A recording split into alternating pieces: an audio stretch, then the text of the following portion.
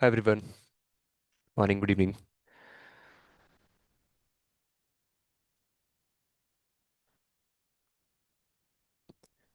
Okay, so let's get started. I think yesterday we covered till the part where we were able to conclude the testing from the CLI as well as UI, right?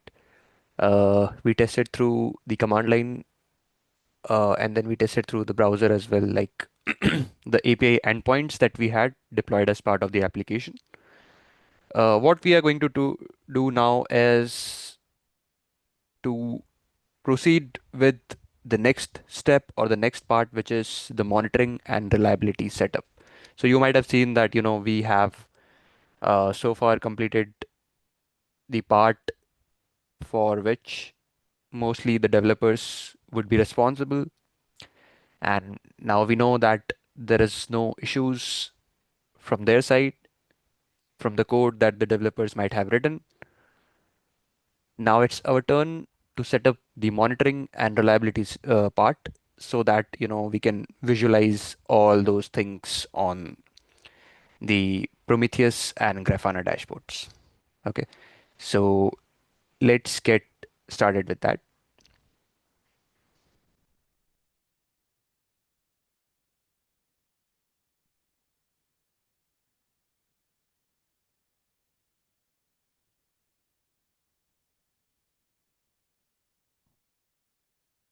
Okay, so let me walk you through some of the other files which we didn't touch yesterday. Okay, it's about this Postgres exporter. Now you might have seen this folder yesterday as well, but then in the previous sessions, but then let's try to understand what exactly is this doing. So let's start with this file, deploy.yaml. So when we talk about this particular file or this entire directory here, right? So the main idea is our Go application is already exporting some custom metrics. For example, uh, how many transactions occurred, how many total transactions occurred, what is the sum of the transactions. Now, this is something that the data is coming at the application level, right? Now, there are still some of the things which we need to add from the database perspective. For example,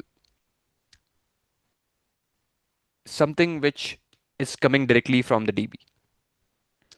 So, because Postgres SQL, which is there, it does not natively supports the Prometheus metrics. This Postgres exporter, which we are going to spin up as a container, it is going to be a sidecar container. Now, for those of you who might be wondering about the sidecar container, you can consider it as a container that does not specifically runs, for holding some purpose, but it's just a kind of a container that you are running alongside the main container. And then the purpose is to serve some specific fetching of the logs, fetching of the metrics, you know. Uh, that's why exactly we think of an alternate where we need some sort of a secondary container in the same pod, but then it should always run alongside the main application. For example, if your main server is running, only then it would make sense to have the sidecar container, which would be basically exporting the logs, uh, or let's say it could be for proxying, it could be for monitoring, or any other supporting functionality, basically. That's the idea, right? Now, what this sidecar container will do is this will basically try to connect to the PostgreSQL database. It will try to query the database statistics. It will try to expose them in the Prometheus format. And then you can expect some metrics like connections, logs, transactions per seconds, what's the cache hit ratio, and all that kind of stuff. So let's try to deploy this Postgres exporter to collect the database metrics, and then we'll see how to make them available to Prometheus. Okay. Now, even before this, I think yesterday we just covered till the testing part, but we have not seen how our Grafana and Prometheus dashboards might be behaving. So let's try to have a look at those as well. We'll try to explore the Grafana dashboards, and then we'll also see how our Prometheus UI is behaving.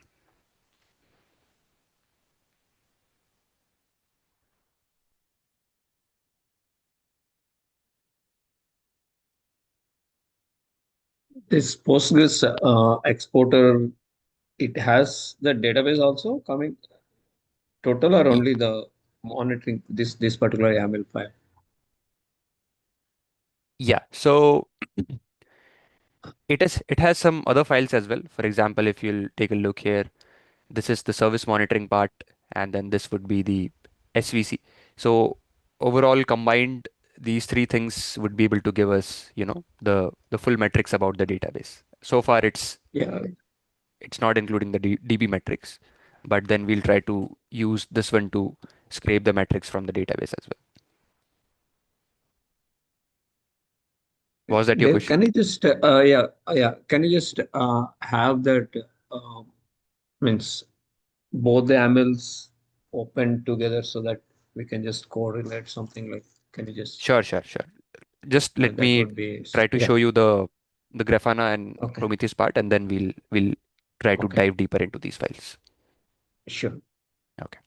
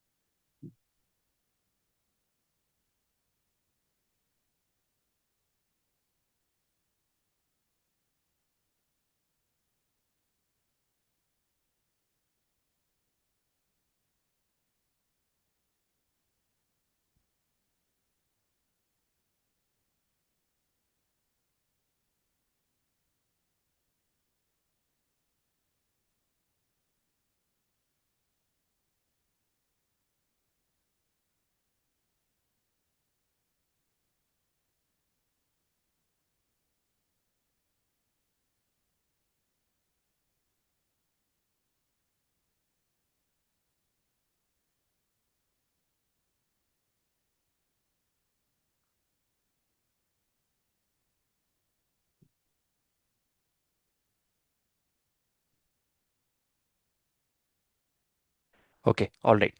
So now what we need is, in order for us to access the Grafana dashboard, we need, we already, I think,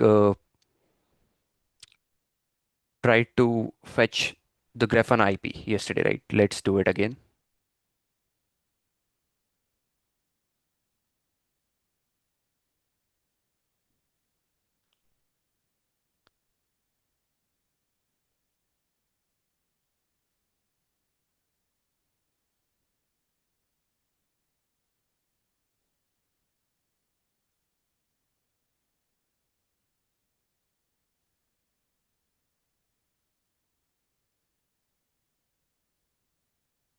Okay. So this is the service monitoring namespace.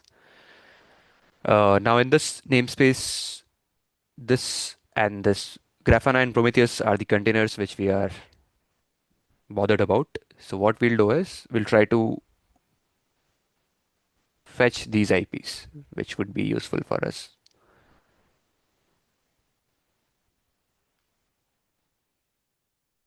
Let me try to fetch that command, which we could use to, fetch the password as well as the IP.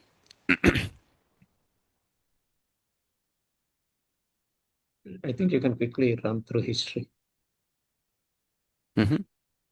to pull the No, no, that command I think I doubt we might have ran yesterday.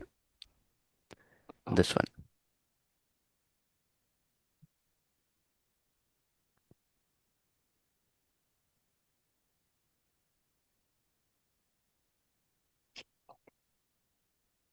Okay, now let's say if we'll try to echo this.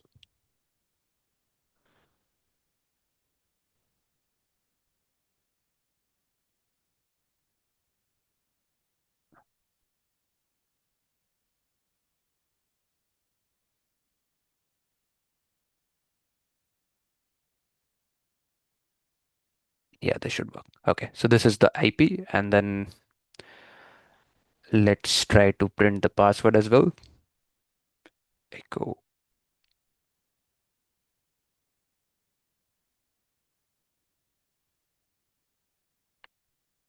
Yeah, so this is the password. All right, let's do one thing. Let's copy this from here.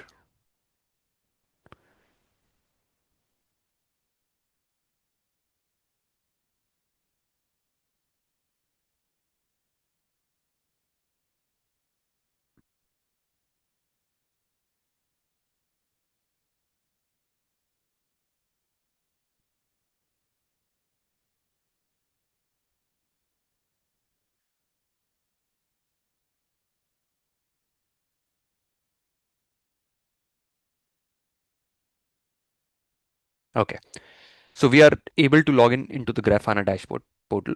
Okay, Grafana portal. Uh, Now here, if you'll see, if you'll take a look, this is basically the home page for Grafana.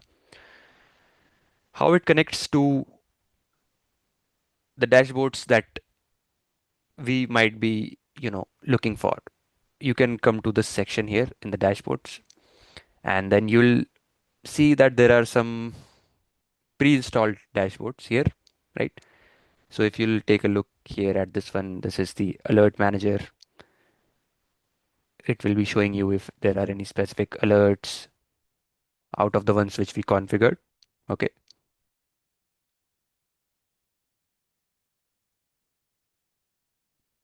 So I'll be sharing the credentials with you so that you all can also have a look. But before that, let me just walk you through this, how many different types of dashboards we have. Now these all dashboards, uh, you can consider them as the pre-installed dashboards, or maybe system generated these dashboards on your behalf based on whatever pods it was able to find, whatever nodes it was able to find. It generated this kind of a dashboards, the default ones for you. So now let's suppose if you are an SRE and you are planning to fetch the system metrics, how much is the CPU utilization, how many CPU requests are coming, are being committed, CPU limits, memory utilization. So all of that stuff from all the namespaces, here you can see all our namespaces are being listed. And then this is how exactly you can visualize this. So let's say if in case you want to dig deeper for a specific namespace, you can click on that and the others would just be getting disappeared. And then you can see the timestamp, the usage patterns, right? Now this becomes quite useful in the times when there is some sort of throttling. Uh, so when the CPU would be throttling, in that case, you will be able to understand that, okay, this is the namespace which is causing some sort of, uh, some variation patterns are being observed from this namespace. So you can go to that pod, you can just try to understand what is the anomaly there, what is the behavior that is causing this pattern. Let's see if we have some other useful dashboards here. This was for the cluster. Then let's say if we want to go for this pod. Yeah. Now this is just for the metrics part, right? We are not still able to understand whether that pod is up and running or that particular node is in the healthy condition or not, right? So Grafana might not be directly able to give you those statistics. It's up to you. You can try to configure them here because it's fully connected with the Prometheus, right? Uh, let's say if you'll go here, Prometheus overview. So what it is showing is it is trying to show you from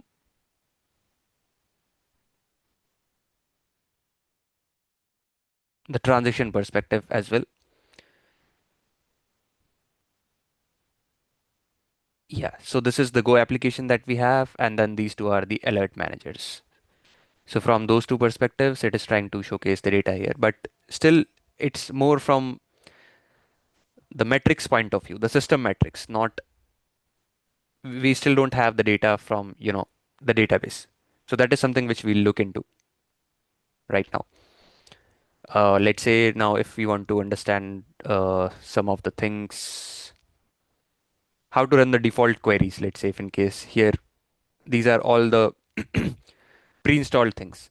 But let's say if you have some query and you want to query that, so there is a way to do it. You can come to this explore part, and here you will see there is this query here.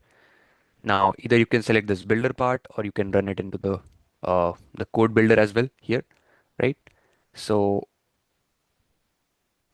here you should see all the metrics that are there. For example, alerts for state, all the things that we have configured as part of those alerts, you should be able to see them. Now, if you would remember in this particular file,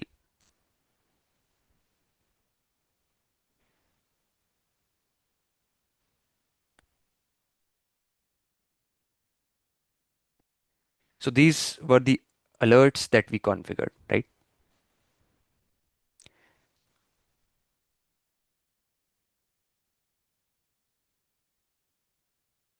So all these alerts you will be able to see here.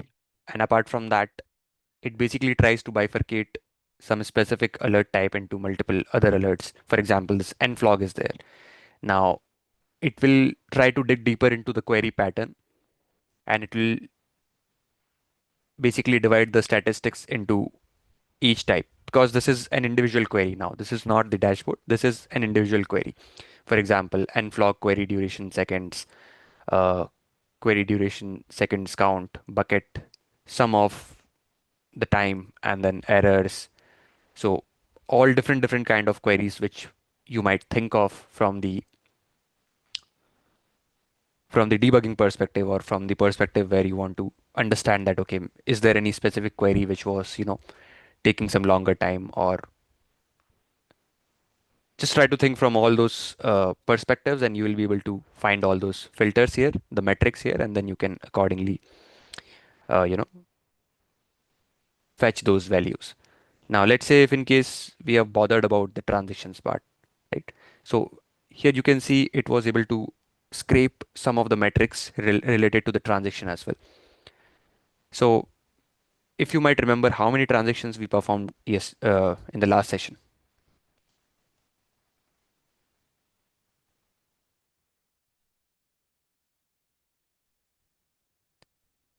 Anyone able to Grafana recall? and Splunk doing same job. Sorry. Grafana and Splunk doing same job. Yes, exactly. Splunk is also the dashboard. It has mostly, it might be using some sort of patterns similar to the OpenSearch dashboard. But yeah, more or less, it's the Mhm. underlying work is the same. So yeah, what I was asking is like how many transactions we performed yesterday. So we can try to check it from here. I remember like we performed We did two. We two did two transactions, right? transactions. Yeah, yeah. All right. Thanks for confirming. Let's try to run this query, and then we should see. Okay. So it is reflecting two transactions here, and is saying it is coming from the Go app. Uh, that's the container. And then it is also showing the endpoint, specifically if you'll try to dig deeper into the transactions. Okay, this is one query. Now let's say if you want to, see it in different visualizations, you'll be able to see it in bars, points, stacked lines, stacked bars. Okay. Now let's say if you want to fetch how much was the sum of those transactions.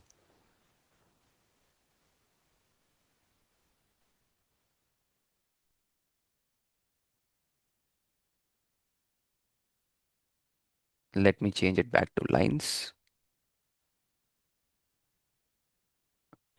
Yeah. So I think let's see how much values it is showcasing here. So it's giving the total value as 427. 426.5.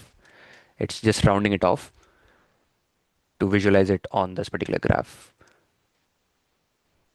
But then we can't see so far, the specific transition values. So this is the total. I think we did something 250 plus 270 plus 150 or something like that. Okay. So,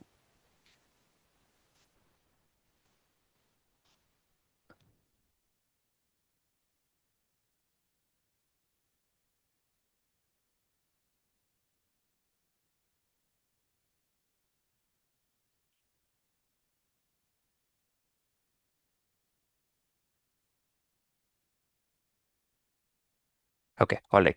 So yeah, these are the things which I mean, it's kind of a limited thing that we are able to see till now because we still don't have the full metrics getting scrapped from the database, right? So we'll try to look into how to do that further. But to give you an overview of how exactly the Grafana would be used, and then if you want, you can still, let's say for the transactions total part, so far you can see there is no dashboard here.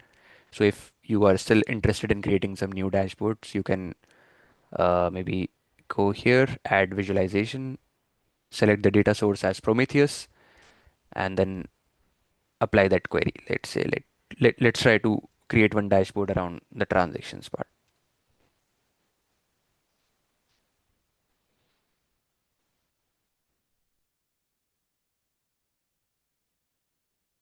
Okay.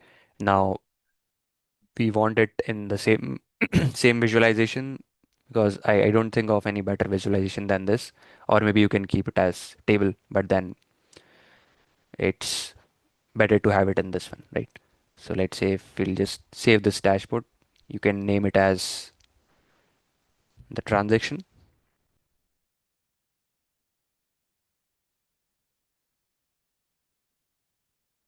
And then once you will save it,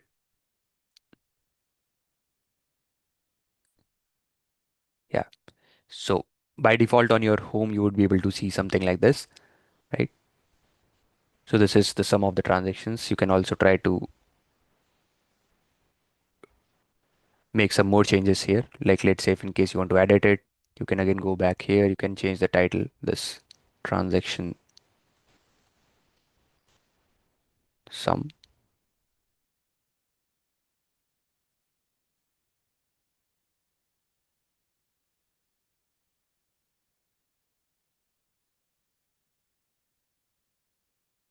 Yeah. So this is how exactly you can do it. You can place it anywhere in the screen. So by default, if you'll have a look at any of the dashboards or screens of an SRE engineer in any organization, you'll see it filled with multiple metrics and multiple dashboards here. For example, this one is also very common one.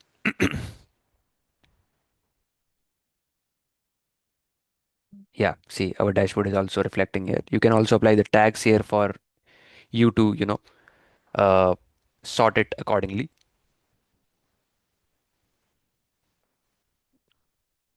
I think this is the one which could be useful for you. So you can also try to use this particular dashboard.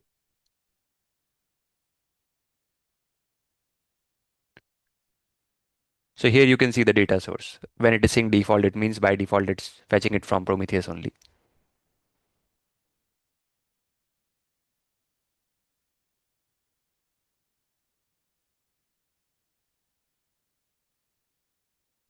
And then let's say if you want to export this particular data to the clipboard or somewhere, you can do that as well from here.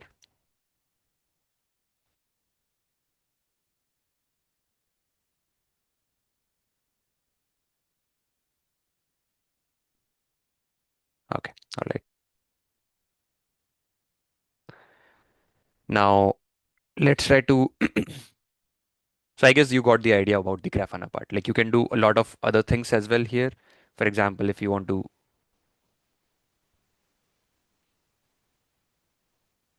there's nothing to save here. So we can just discard it. Yeah, so you can also configure some sort of alert rules here from the dashboard. But again, these alerts would be getting created on top of your existing alert rules, right? Now let's say if you'll go here, manage alert rules.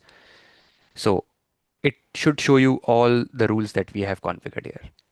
Now it's trying to fetch those from Prometheus. Now there's one way to do it, which you are doing it right now, uh, to fetch the statistics of your entire system. The other way to do is you can directly go to Prometheus and then from there also you can do it. Okay. Let's try to test that out as well. So this is for the Grafana that we fetched here, the IPs and all. Now let's say if in case we want to fetch it for Prometheus. So we'll be doing the same thing. We want to do it for this particular pod, right?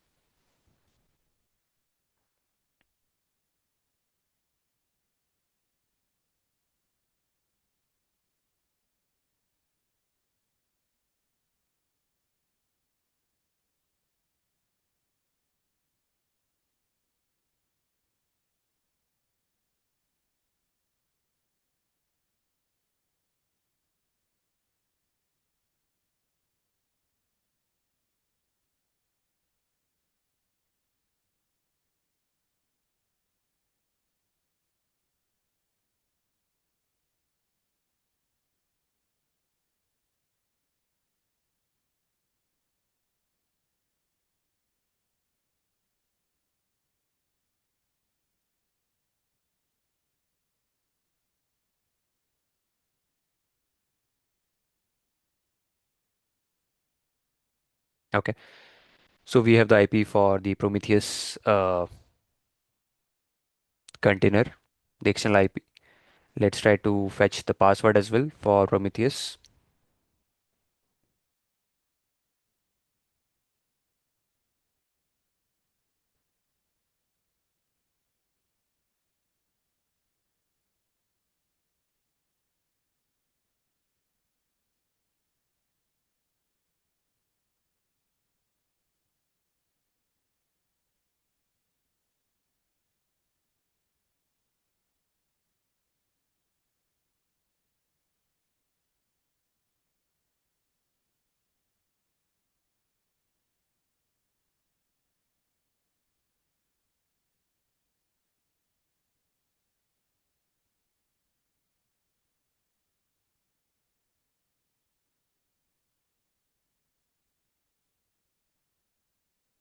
Okay, so got it. So I think by default here we should not be needing because Prometheus is not something that we have encrypted, right? So by default, Prometheus does not requires any password. So I think IP itself should be enough for us to fetch it. Let's try to see how it's behaving. We'll go to here and then we'll.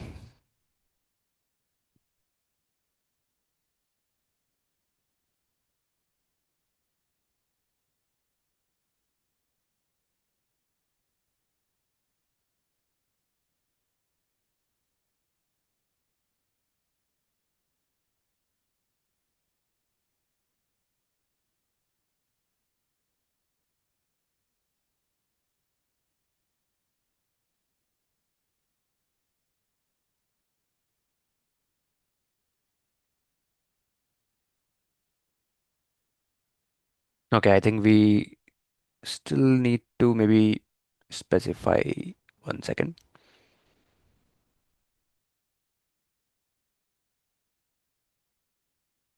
Okay. So there's one thing which you would observe here, right? Can you observe the ports written here? For the Grafana, you can see it's running on port 80. Now, can anyone tell me what's the default TCP port if you have heard of?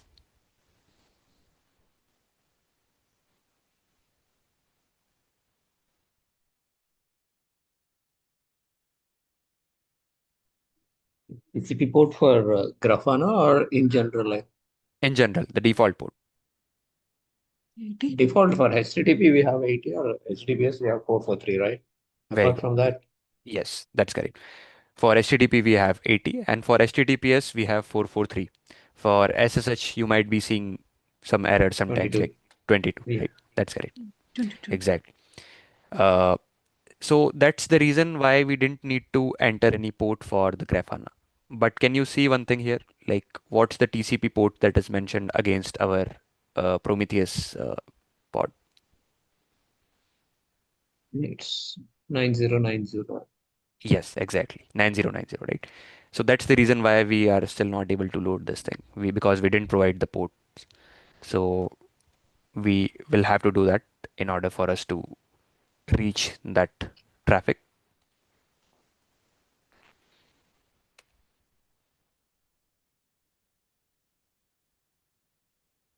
Okay. Now we are able to land on the Prometheus container, Prometheus pod matrix here, right? So this is how exactly the default uh, dashboard, Prometheus dashboard looks like. Now here we don't have much things to do, right? Uh, so ideally we have, if we'll see here,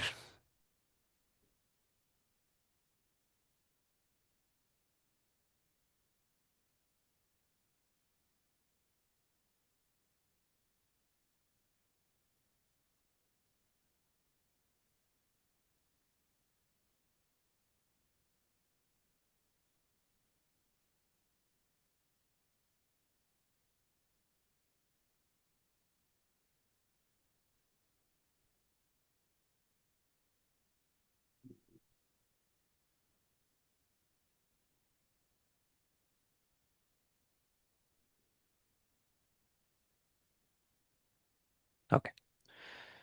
So by default, if you'll see here, it is taking us to the query page here, where we can try to run the queries if in case we have any in mind, which would be directly evaluating any specific alerts or anything that we have configured here, right?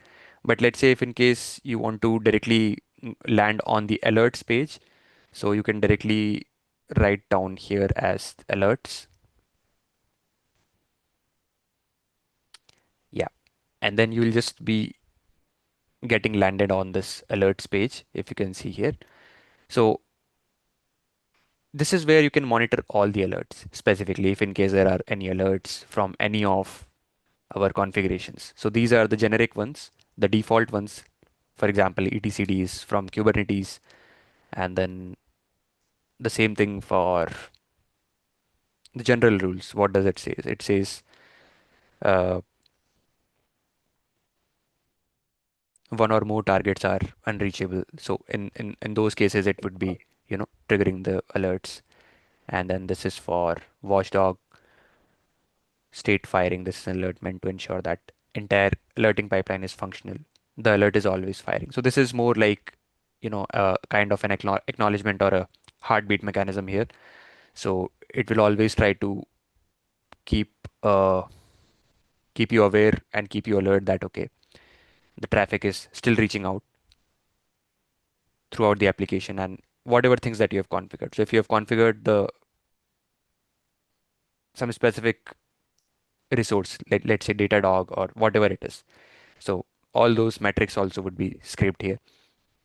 And then this is from the Kube API server, Kubernetes state metrics, Kubernetes apps that we have, all the pods, So storage. in general, what is like as an SRE, right? Mhm. Like when Prometheus and Grafana both are there, right? So what exactly they do on Prometheus? Like what sort of things they quickly can check? Because we are having a query language out here, and we are having a query at Grafana also. Mhm. Okay. Uh, so it depends basically. Let's say if in case you now, as of now, what we have done is we have already scraped all of these major metrics directly into our Grafana dashboard, right? But sometimes people are trying to select that, okay, I don't want to have a dashboard for each and every pod metrics, right? For example, this is the default Kubernetes system API server. Now, this is the default Kubernetes namespace.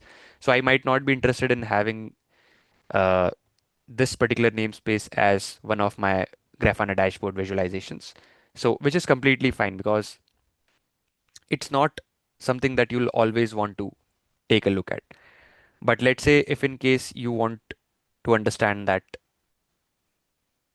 I want to dig deeper because here you were able to understand that there is some sort of spike. Let's say you will go here.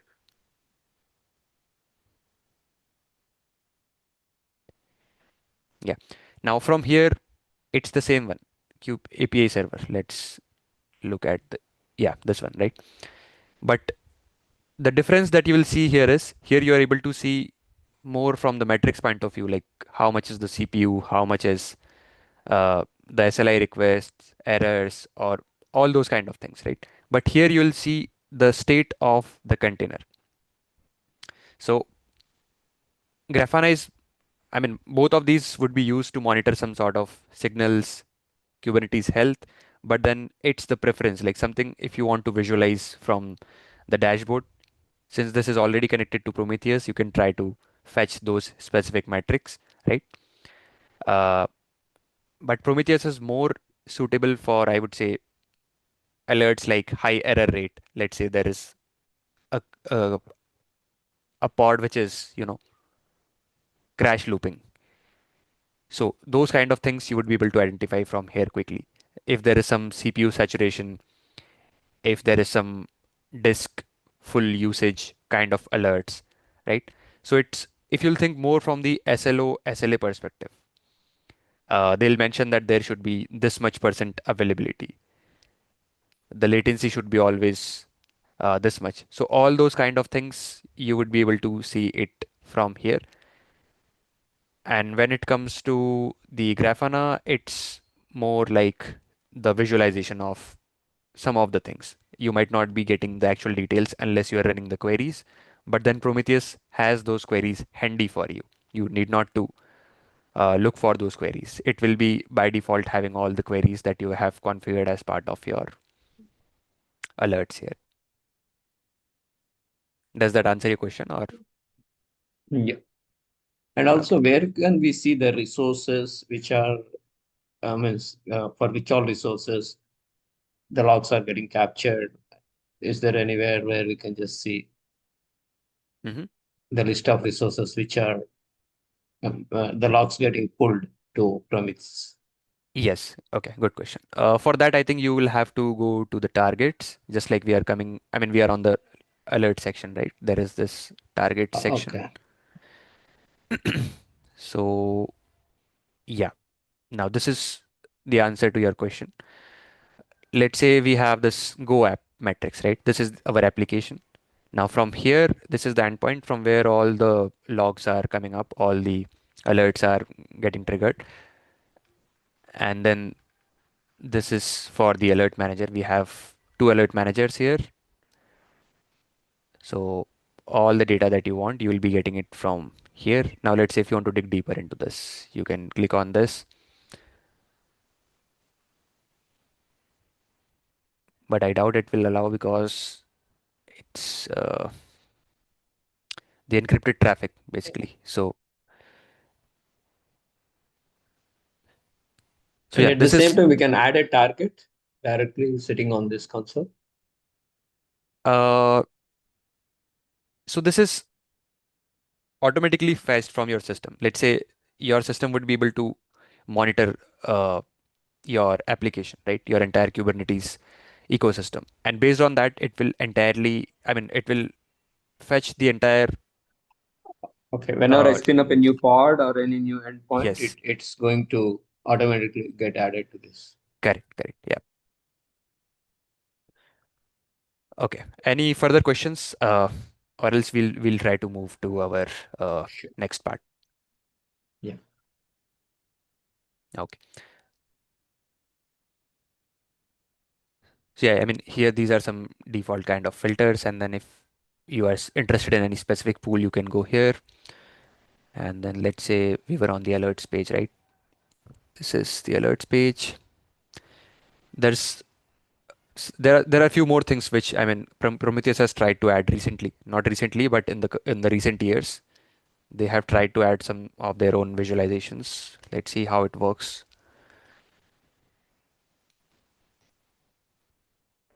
But here you need to basically enter that expression. Okay, it's able to.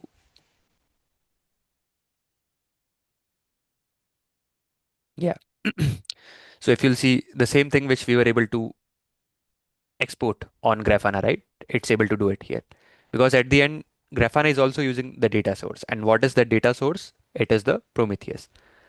So that's why you are able to see all the things. Now, this is the primary thing. Grafana here becomes the secondary because first the data is reaching here, and then from here it's going to the Grafana dashboards. So, but again, collectively, it's a choice. There won't be any difference. You won't see that here it's showing uh, how much is this 426.5, and there it will see it you will see 430 or something like that. No, there won't be any difference because ideally the data source is the same, right?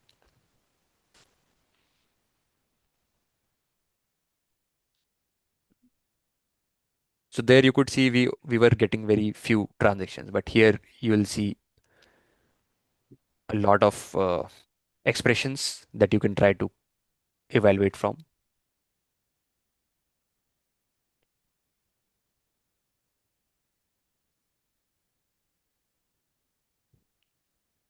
Okay, all right. Let's go back to our. So I think we also configured this alert manager here, right? This one,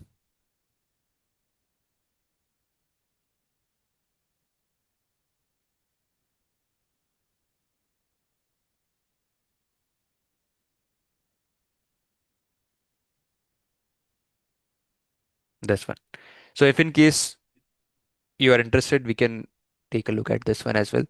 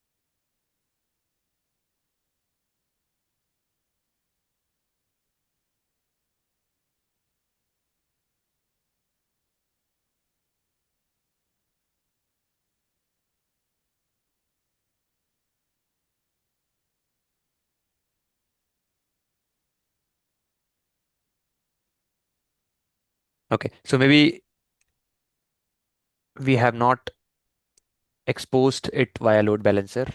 Uh, let's try to do that. So what we need to do is, since this is not appearing up it here, right? So we can try to export expose that particular IP. So how we can do that is we can always use the port forwarding in Kubernetes.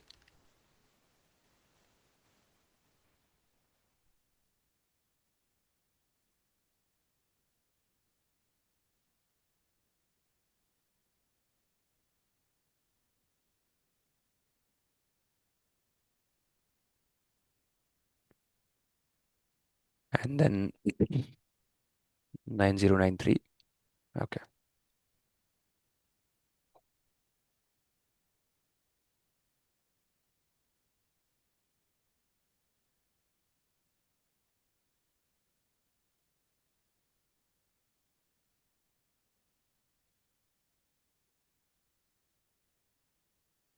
Now let's try to open this one.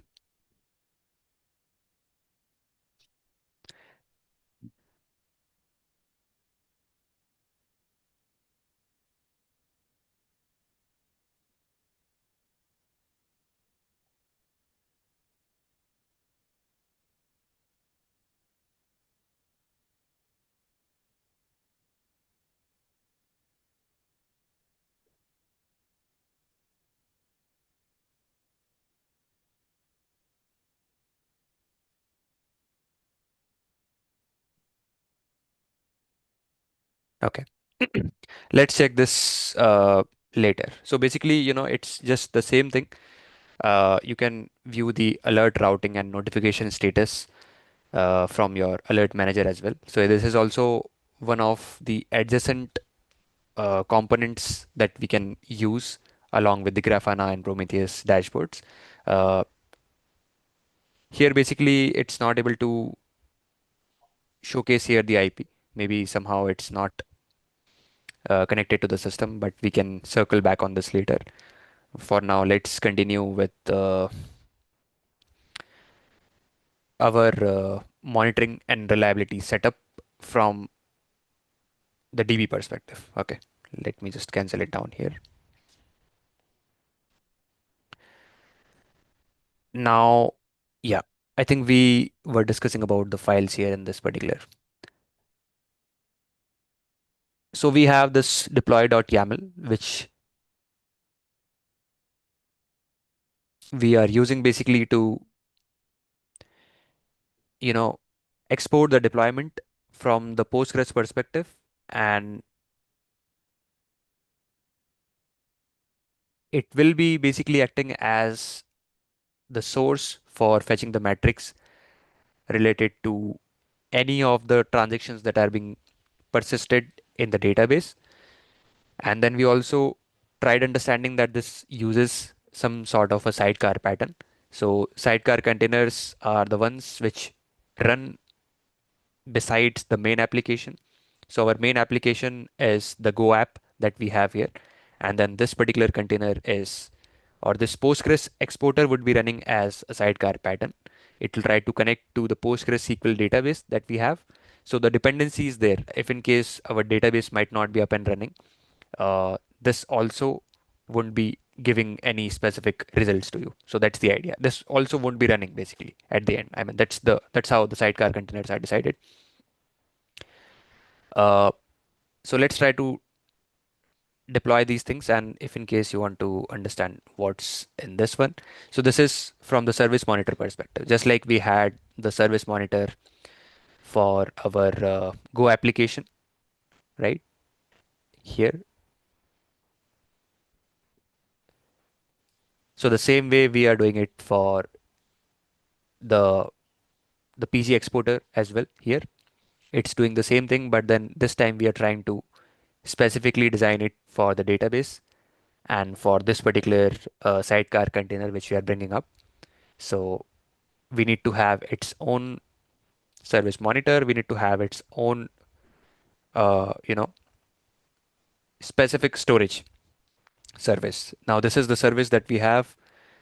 Uh, it will also be running in the namespace monitoring, and then it will try to have these configurations. We are defining the ports here, the default ports. Uh, and then the name would go by metrics. Okay. So once we'll try to bring them up, we'll see in the monitoring namespace how exactly it's behaving. Let's try to quickly, we need to go into that folder.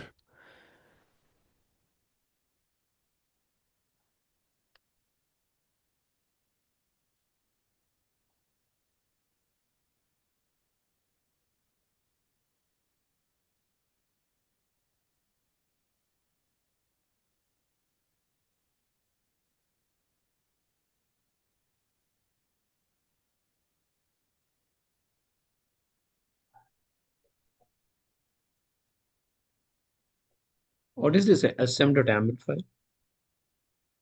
This one, this is the service monitor, the same way that we had for our Go application. So the same way we are doing it for uh, this one as well.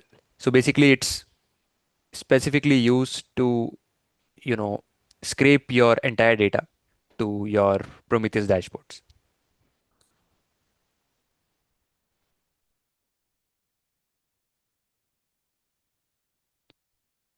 Now let's try to verify it in the monitoring namespace.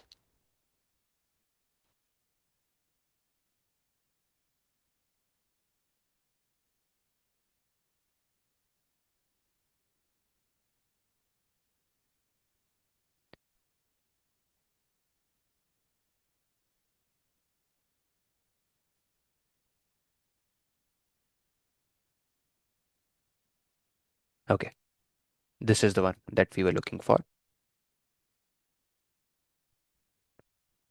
Let's see if our service is running.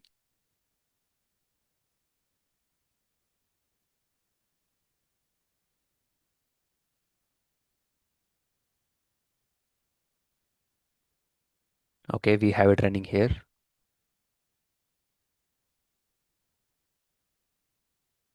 And yeah, you were asking about the service monitor, right? So there is basically, you can directly try to fetch it from here. Just write service monitor and then just provide the namespace, right? This is the one. Now let's say if in case you want to dig deeper to understand what exactly this service monitor is doing. So by default, if you'll see the one which we created for Prometheus, it's this one, these two, as part of our application monitor that we created. And then these gets created by default, all of these.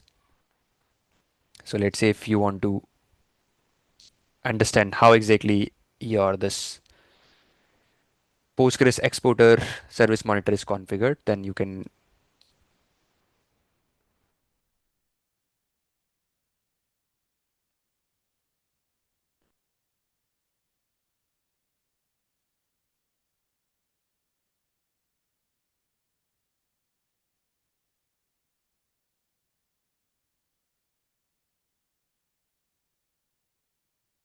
Okay, we need to give describe service monitor.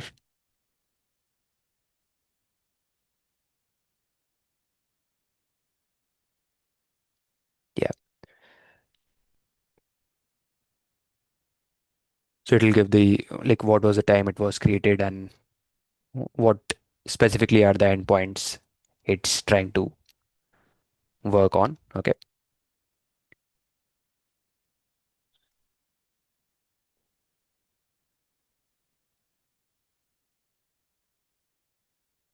Now the same alerts we need to configure for uh,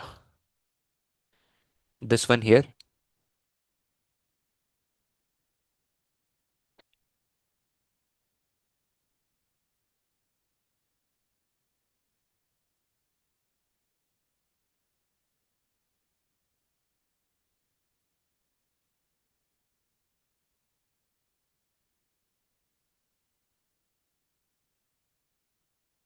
Okay.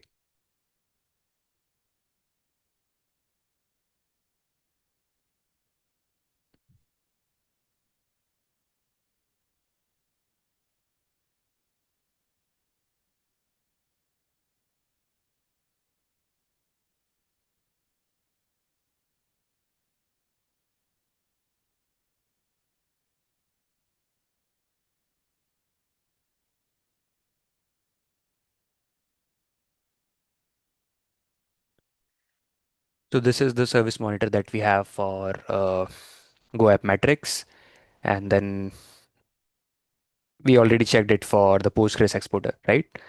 So if we want to verify that, our Prometheus is able to scrape the targets. So there is another way through which we can do it. We can use the curl API here. Uh, let's see if I think Prometheus IP should still be there. And let's try to echo this here once. Okay, it's still there, which means this should work directly.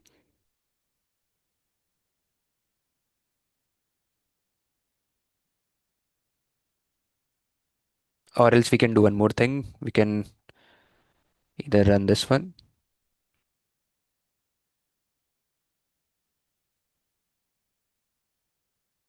Yeah. So it is saying as go app service and the health is up and the last scrape was just now. And then at the same time, you can go back to the Prometheus here.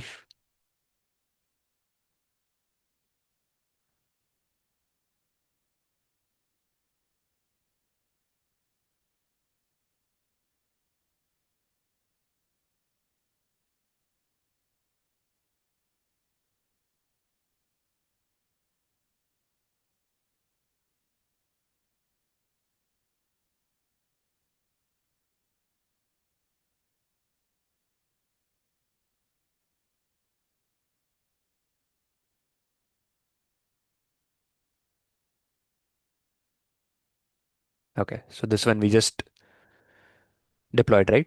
So you can see this is also now getting visible here. So since you asked previously like how exactly it would scrape it, so I just wanted to show like this is how exactly it should be by default coming up here.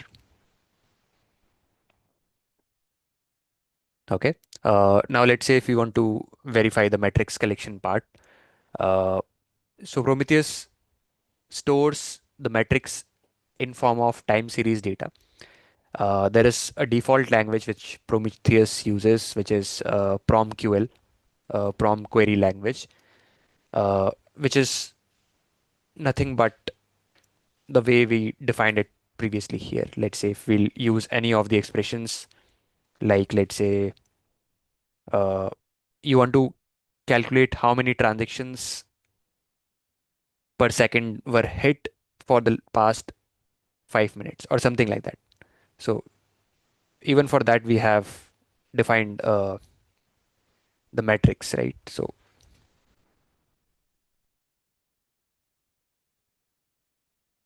now this will give you the total, but then let's say if in case you want to apply some functions to it.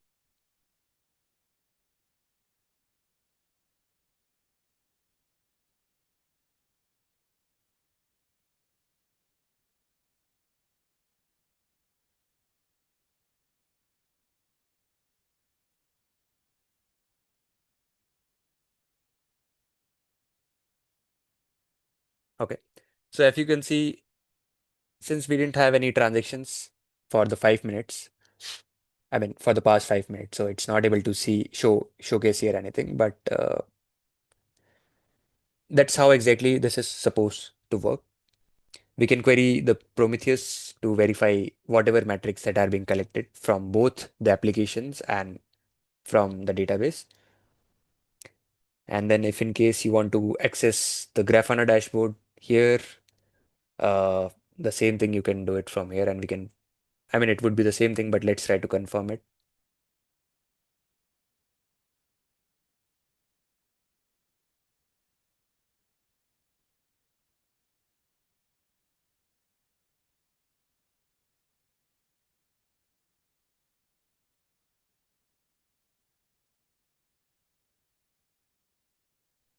When will we be able to configure, means do these setups so that we get more? Uh, yeah. So what you can do is I will be sharing this stub with you. Maybe I'll check with Dinesh if in case he already has this, so that this could be shared with you and then you all can give it a try. Yeah, and also if you could jot down like, okay, means as a steps, right? Okay, first build this, Hmm. so that we Yeah, yeah. can just then, yeah, that would be so that we can just quickly set up and see, and if we have any doubts, what would be the approach? Sure, sure. Yeah. That also please let us. Hmm. Okay. All right. Okay. So yeah, I mean like let's say if you want to click some new dashboards here.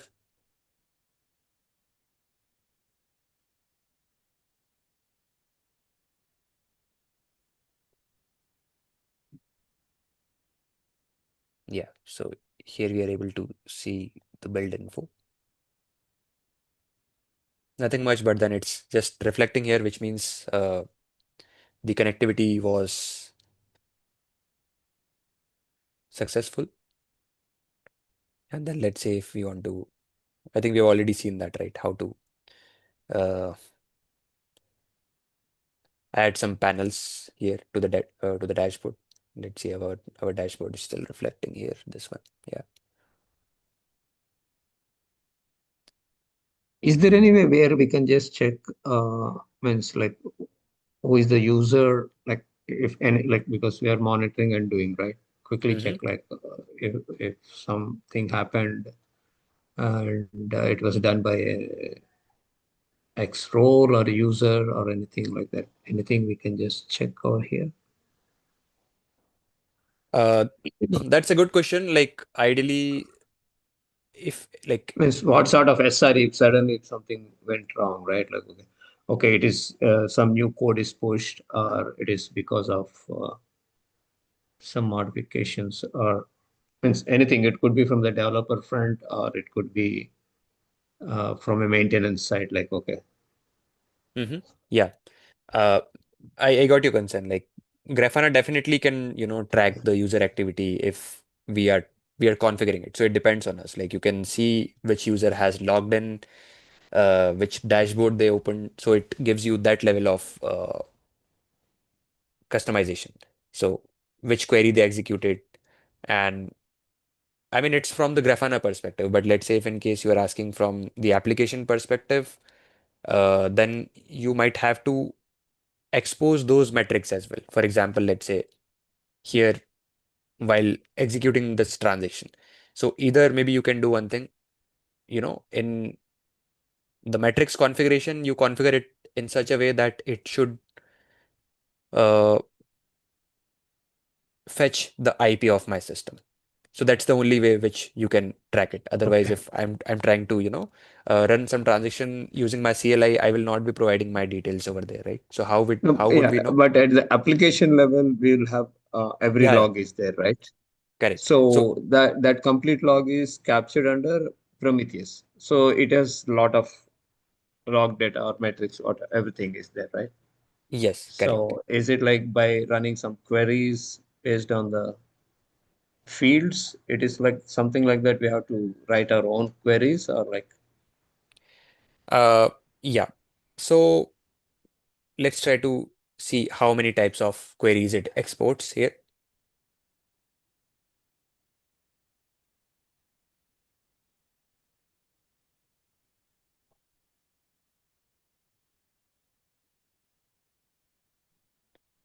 So let's say you mentioned some user or something, right? yeah, yes. We'll see if in case it allows by default something. This is more related to stat total users, active users. Okay, let's see how about this. But I think this is something which will be giving, who are accessing this dashboard. So let's do one thing. I'll share this Grafana URL with you all, and you all can try to look on it, and we'll see how it reflects in the real time. Okay. Okay.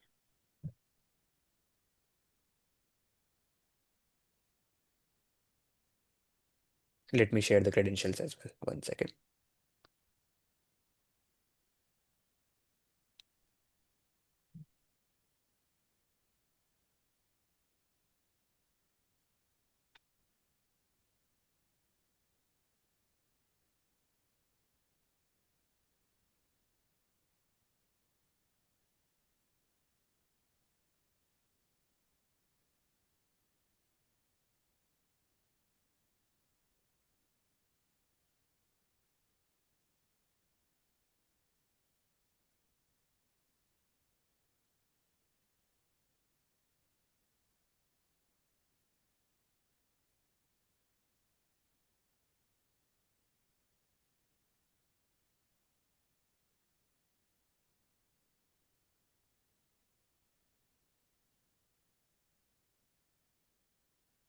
Let me know once you are able to log into this dashboard.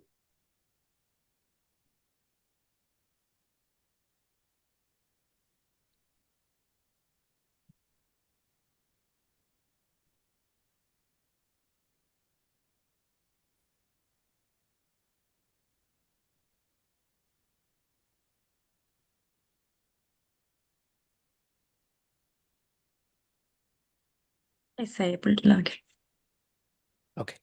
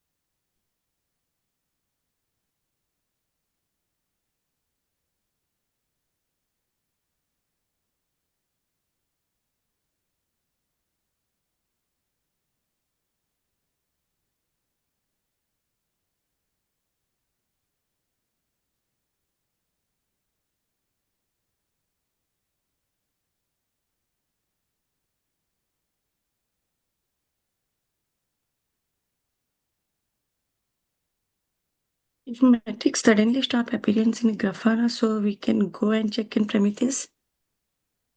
Yes, yes, yeah, exactly. That's how exactly, Hmm. you should be traversing through these portals and dashboards. So the first and foremost thing to look at is like you will be always monitoring everything from the Grafana dashboard. You can try to customize your visualizations that okay, these are the metrics that are very important for us from the user perspective, from the CPU perspective, from the memory perspective, right? And then if you see that there is some spike, that is what the first and foremost thing you will observe here from the Grafana dashboards. And that is where now you will be going to the Prometheus, and then you can try to understand what exactly is happening. You can go to this alert section here. You can see there might be some pod which is uh, you know crashing here. So from all those perspectives, you will be able to get the idea that okay, let's see if in case some specific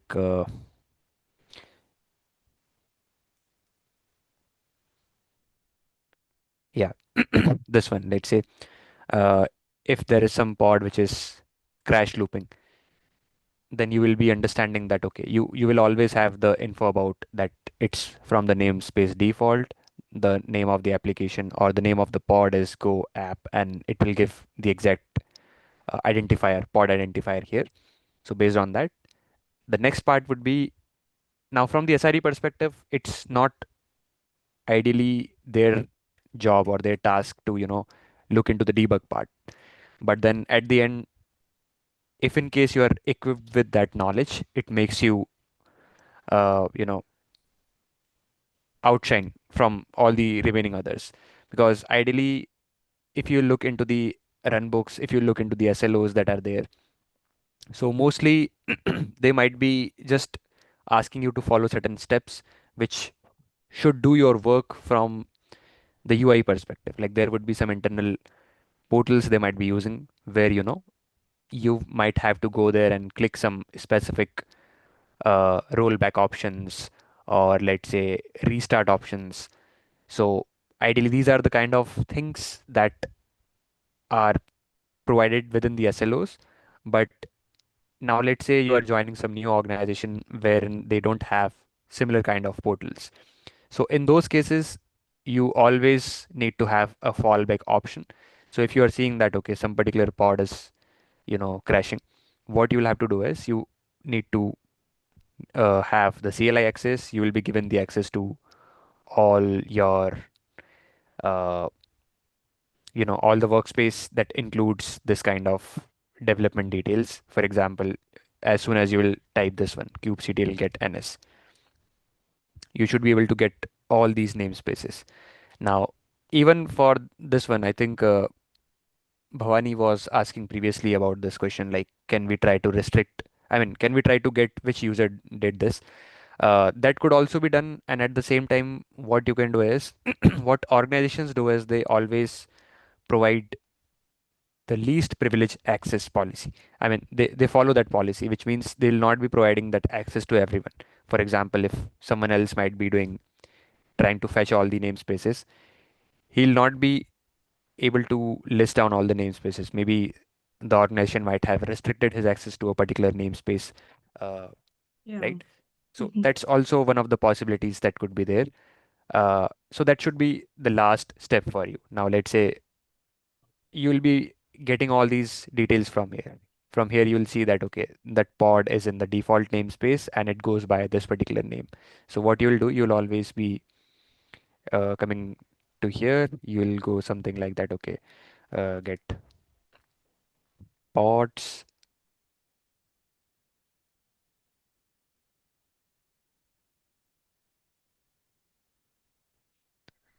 Okay, now it is giving you all the pods that are there in the system.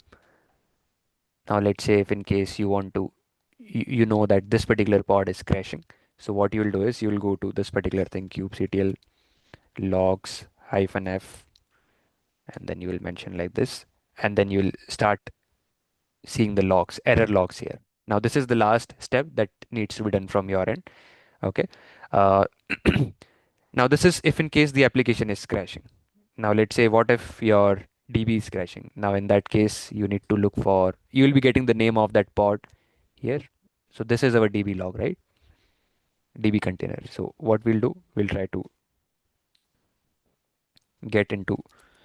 So there are two things here. Firstly, you need to understand if the pod itself is crashing. So there are two ways to check this. The first thing should be you should check if the pod is up and running. So in most of the cases, you will be reaching here on this terminal only if you realize that the pod is crash looping, right? Now, let's imagine that these pods, one of these pods is crash looping. What should be the next step now in this case? The next step should be you should describe the state of that particular pod. How you do that? You just write kubectl describe, you give the pod name, and just check if in case it is part of some specific namespace. Otherwise, it should be fine. You can just directly run this thing. Kubectl describe. I think you need to append it with pod here or maybe PO, whatever you want to call it. And that is how exactly you will be getting something like this, right? So this is how you will describe the pod, and then here you will see its conditions. Like here it's saying the status and environment variables and all that kind of stuff. But in the case, if in case it's not working in the events here, you will see something like uh, the pod is crashing because of this issue. So all that kind of stuff you will see here. But even if there is a possibility that the issue is not at the infra level, so you need to have the understanding of which level or which layer the issue might be originating from. How to do that? How to diagnose that is, first thing is you'll check if the pod is crashing or not. Okay, you got to know from here, that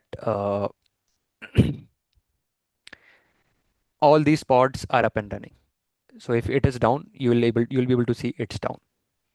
Now this is from the infra perspective, which means from the infra perspective, things look good.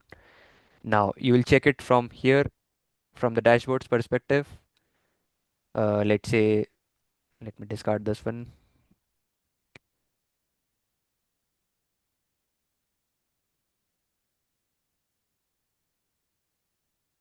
Yeah.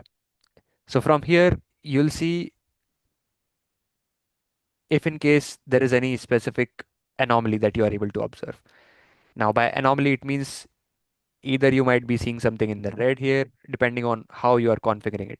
Let's say if you want to switch the namespace to monitoring, or let's say certificate manager here.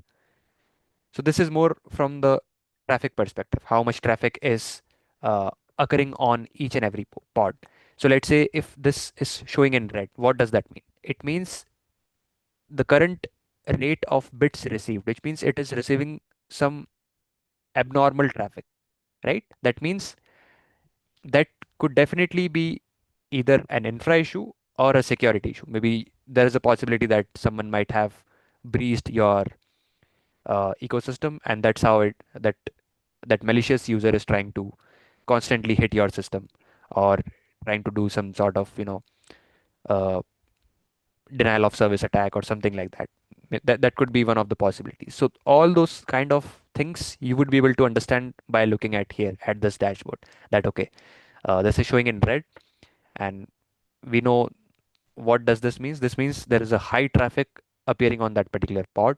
So maybe either the load balancer layer has crashed or something like that, or maybe, you know, uh, somehow the user is able to bypass that particular layer and all the traffic is coming in on your internal application pod, right?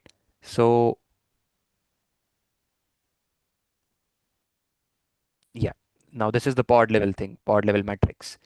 You can see if in case, let's say some customers are uh, raising concerns that, our queries are getting dropped or our queries are not getting executed. So one way to identify is you can come here and you can see how many packets are getting dropped here, which means their query is able to reach our system, but then somehow it is not being picked up by that particular application. So that is also something which you can get an idea here.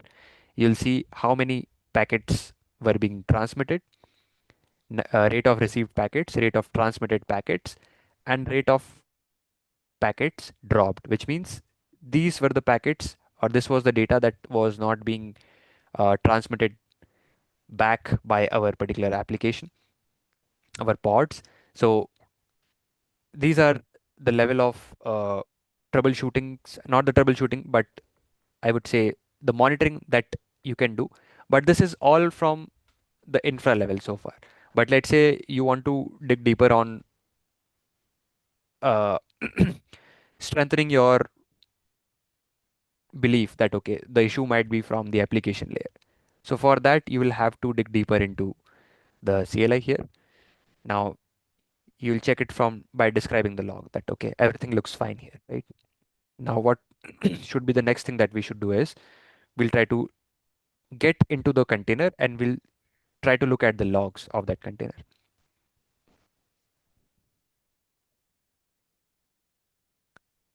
Yeah, now these are the DB logs that are there that would be appearing here. So let's say if in case we tried executing some query, right? Let me see if I'm able to. I wrote that command somewhere. We'll try to create some transaction here and we'll see if some activity is happening here.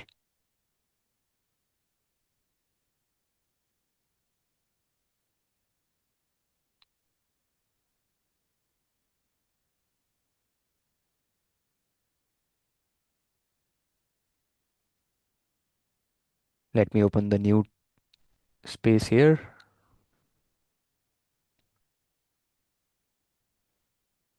Okay, this is the API URL that we have.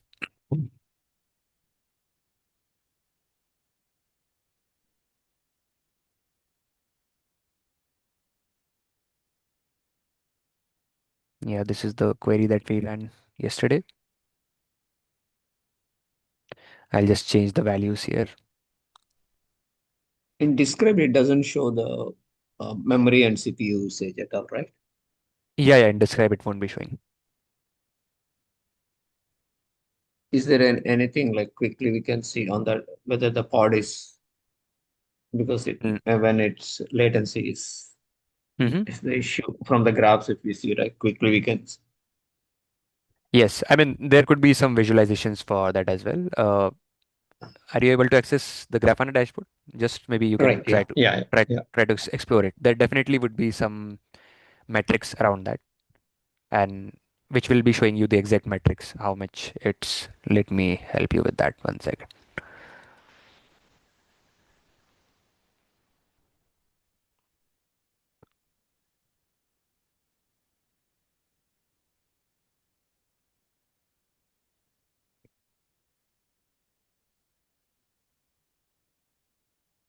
Yeah, so here if you'll see, it will give you the CPU utilization, memory utilization. And now if you want to dig deeper into any specific thing, let's say default, it will give you for the namespace. And if you want to go dig you if you want to dig deeper for a specific pod, you'll click on this and this is where you will get the CPU usage. And if in case there is any throttling that is happening, right? So there's a lot of stuff that we can do here. I mean, if like once you get a chance, maybe you can do a couple of things. So ideally, how you can do is you can maybe use some open source tools like JMeter or something, try to run some very high level of load testing, and then you'll see all these throttlings getting spiked up even up till 100%. Let's say if you are running some 1,000 transactions per second or like that, uh, all these things will be spiking up, right? So that's the thing that you can do. Let me see.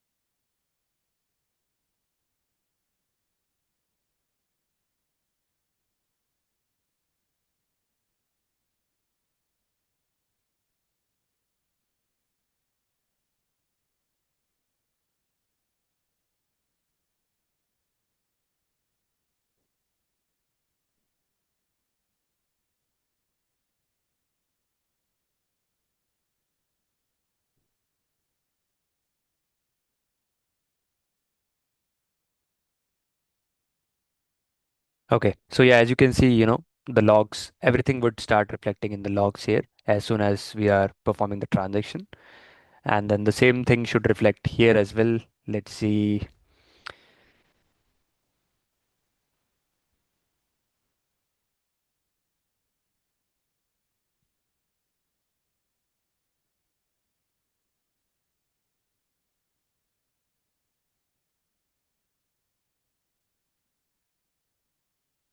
We had one issue is long back. We had CPU spike issue earlier during that time. Whenever we install the Java in EMR, that logs we are getting the clear. Because of that, we couldn't properly check that cause. What is the issue going on that particular place? Mhm. So. Okay, you're sharing an observation regarding this. Mhm.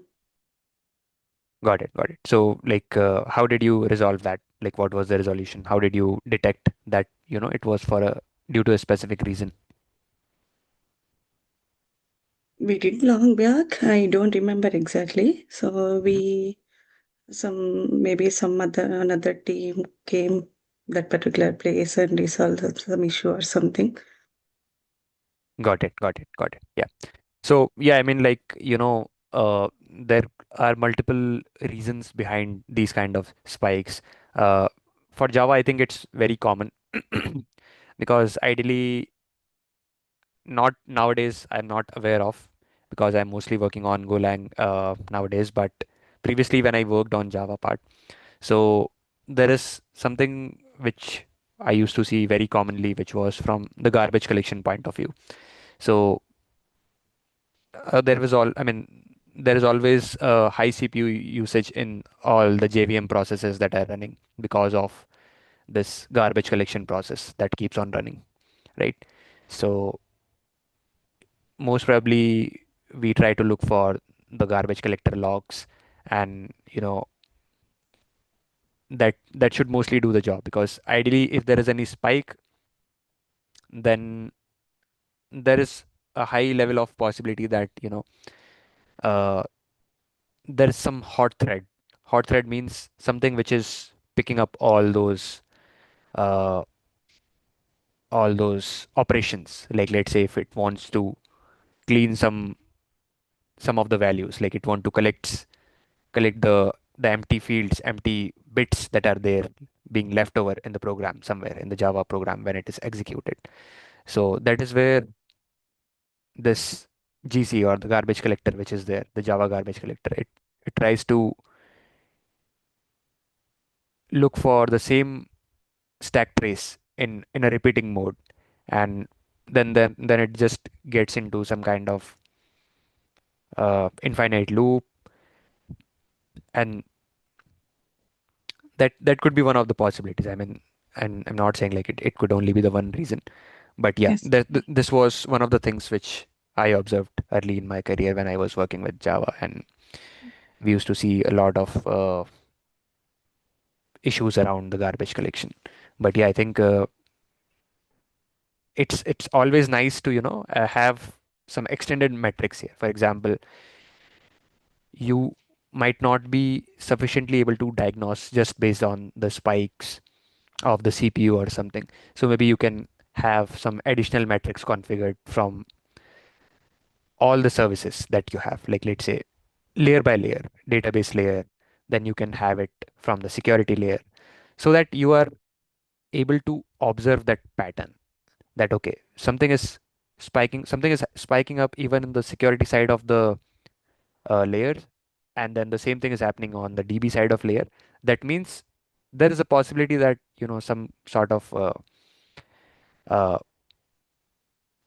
maybe malicious transactions are happening, or if in case it's only within the application part, then there is a possibility that some of your service or some of your specific server is misbehaving in that case.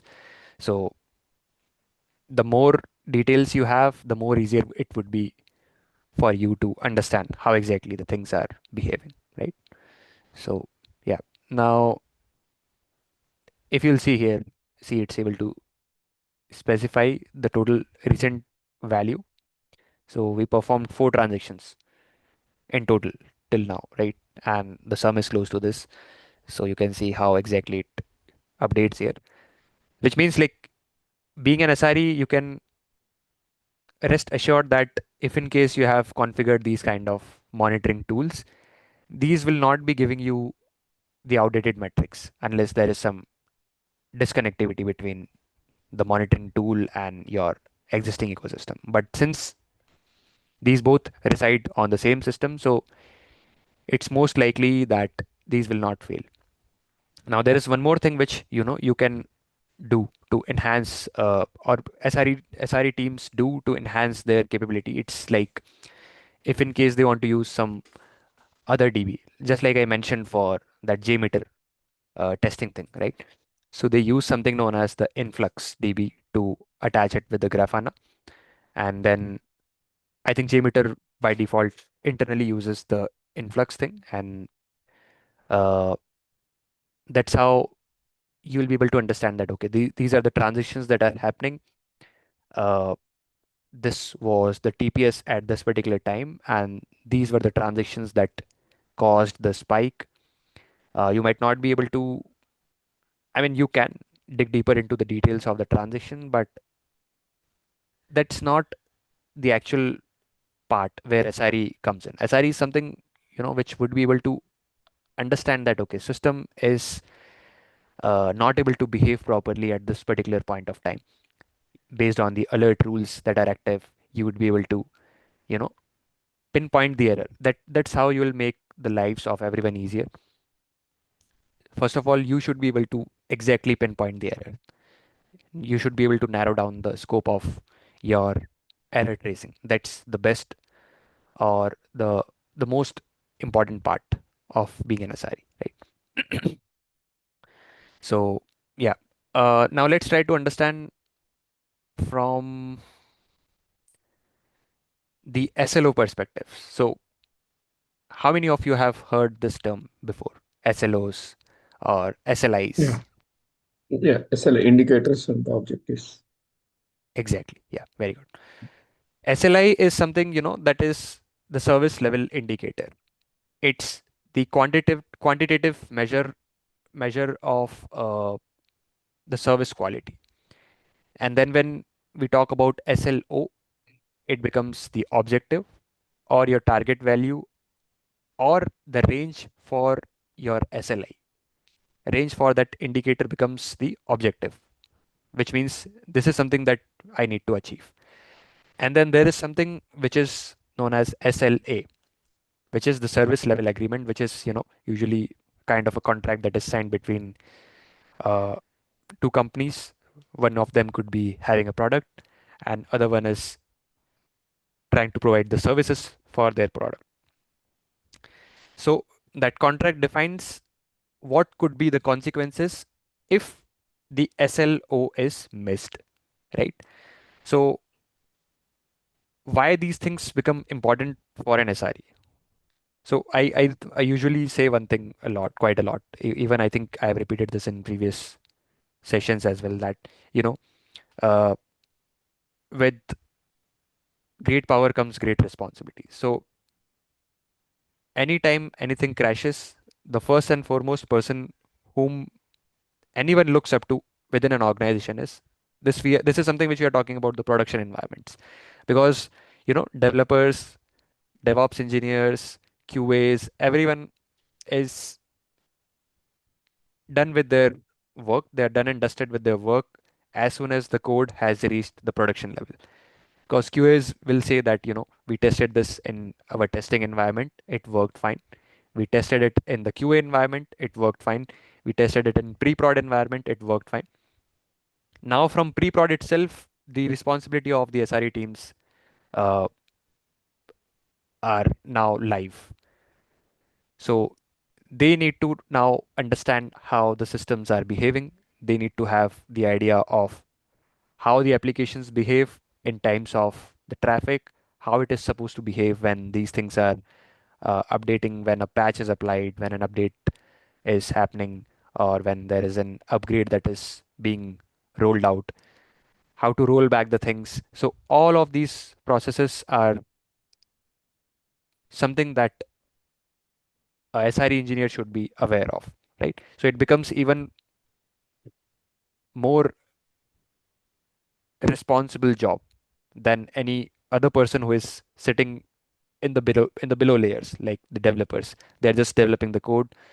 Uh, they're testing it thoroughly. They are doing it on the dev environments, on the testing environments, and then the QA comes in. They try to find as many bugs as possible, and then again they'll again revert back that entire feature to the developer saying that this there's a bug in this, right? And then developers again fix that issue. They again try to send it back to QA.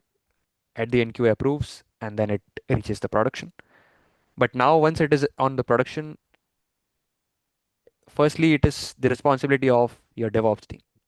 Something should not break.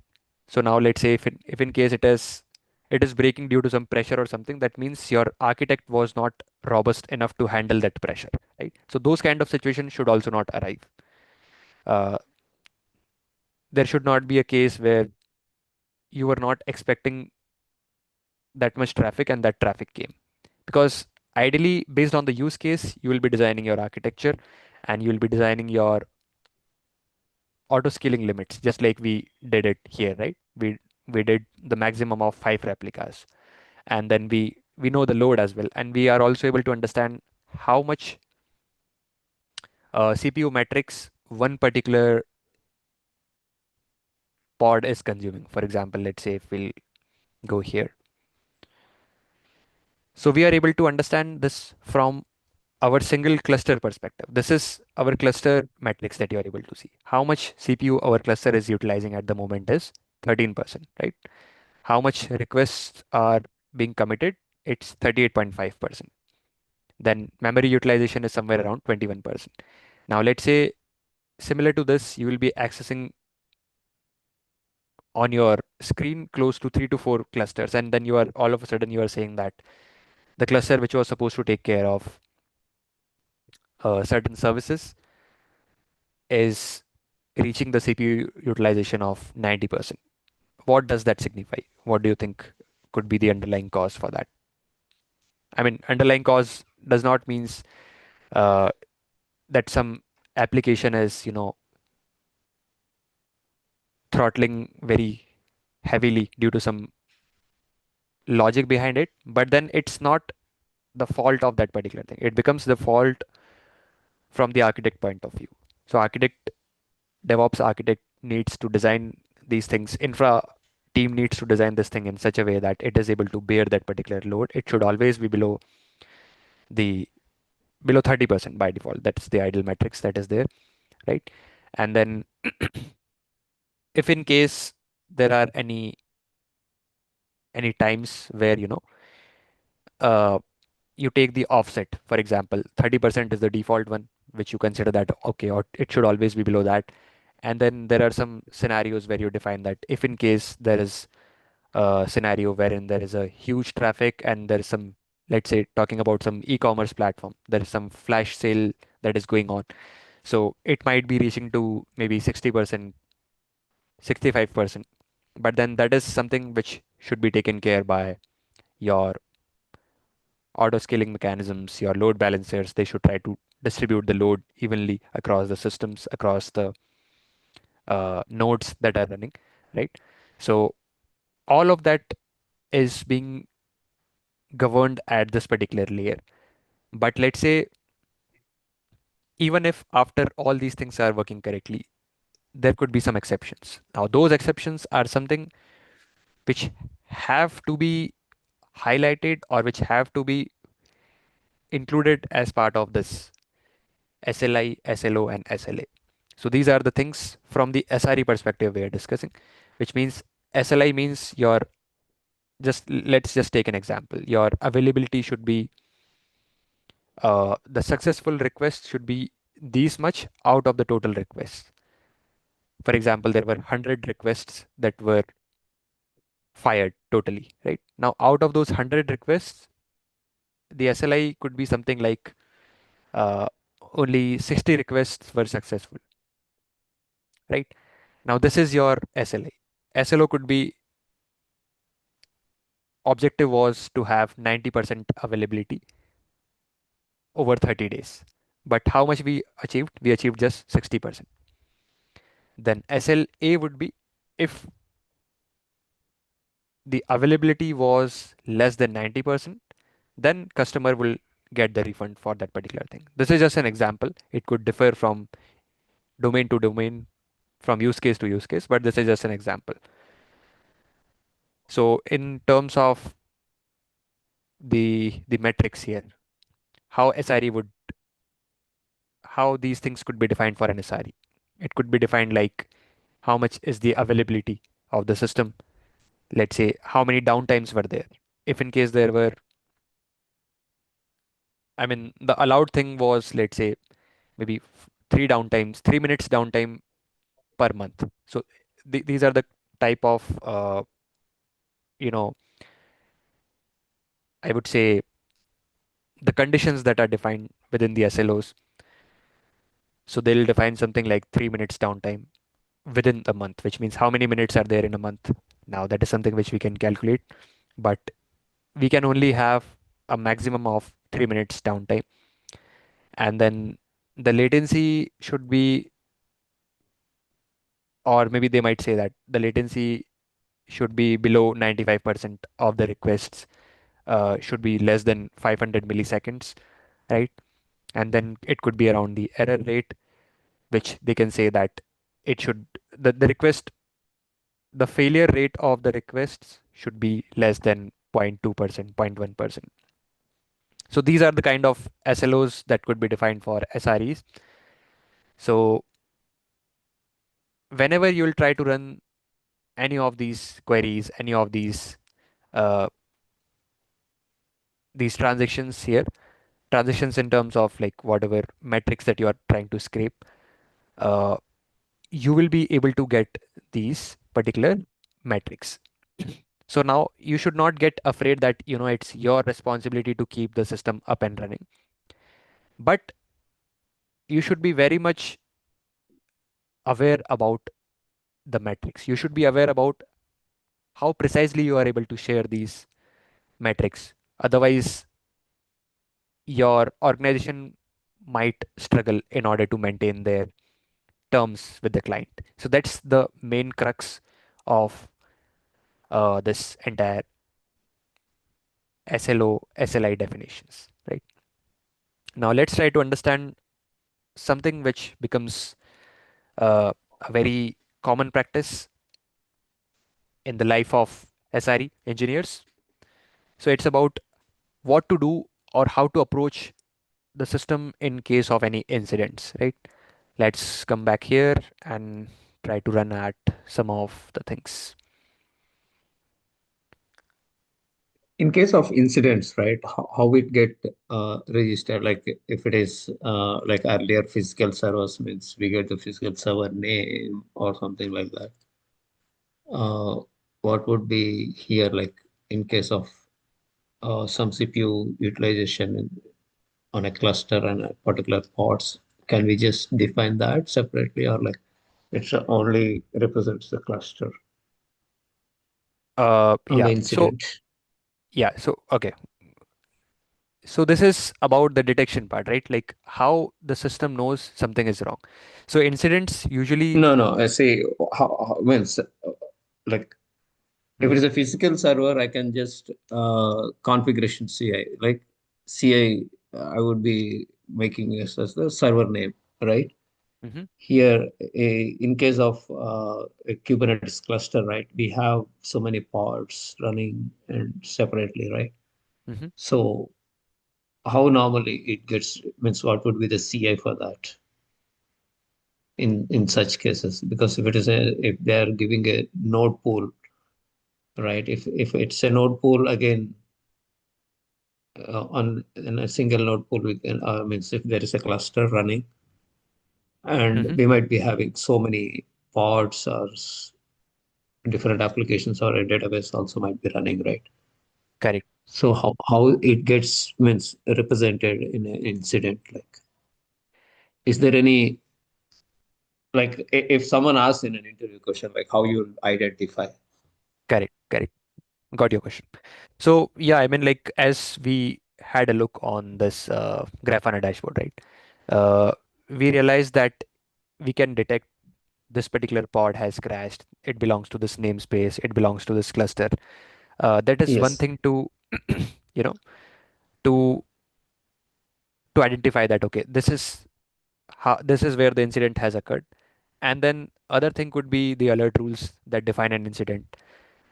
So whatever thing that you can classify as an incident, you define it as part of the alert. So that's why we defined here 17 alerts. If you'll see in,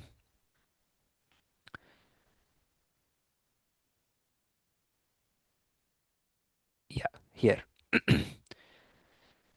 So maybe once I'll be sharing these files with you, you can take a look. There are 17, close to 17 alerts, which are mostly there in any of the production systems that we have defined here, right?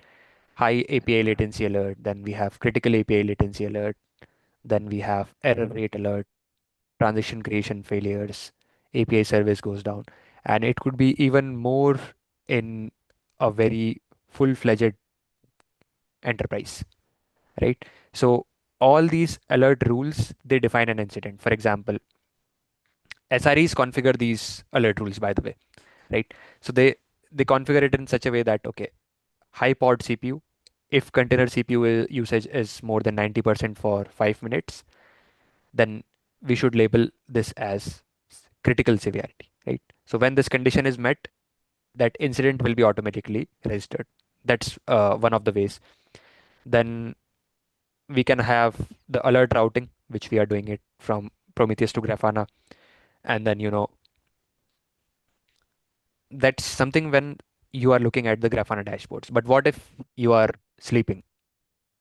You are not looking at the Grafana dashboards. There should be some way wherein you need to have the alert manager.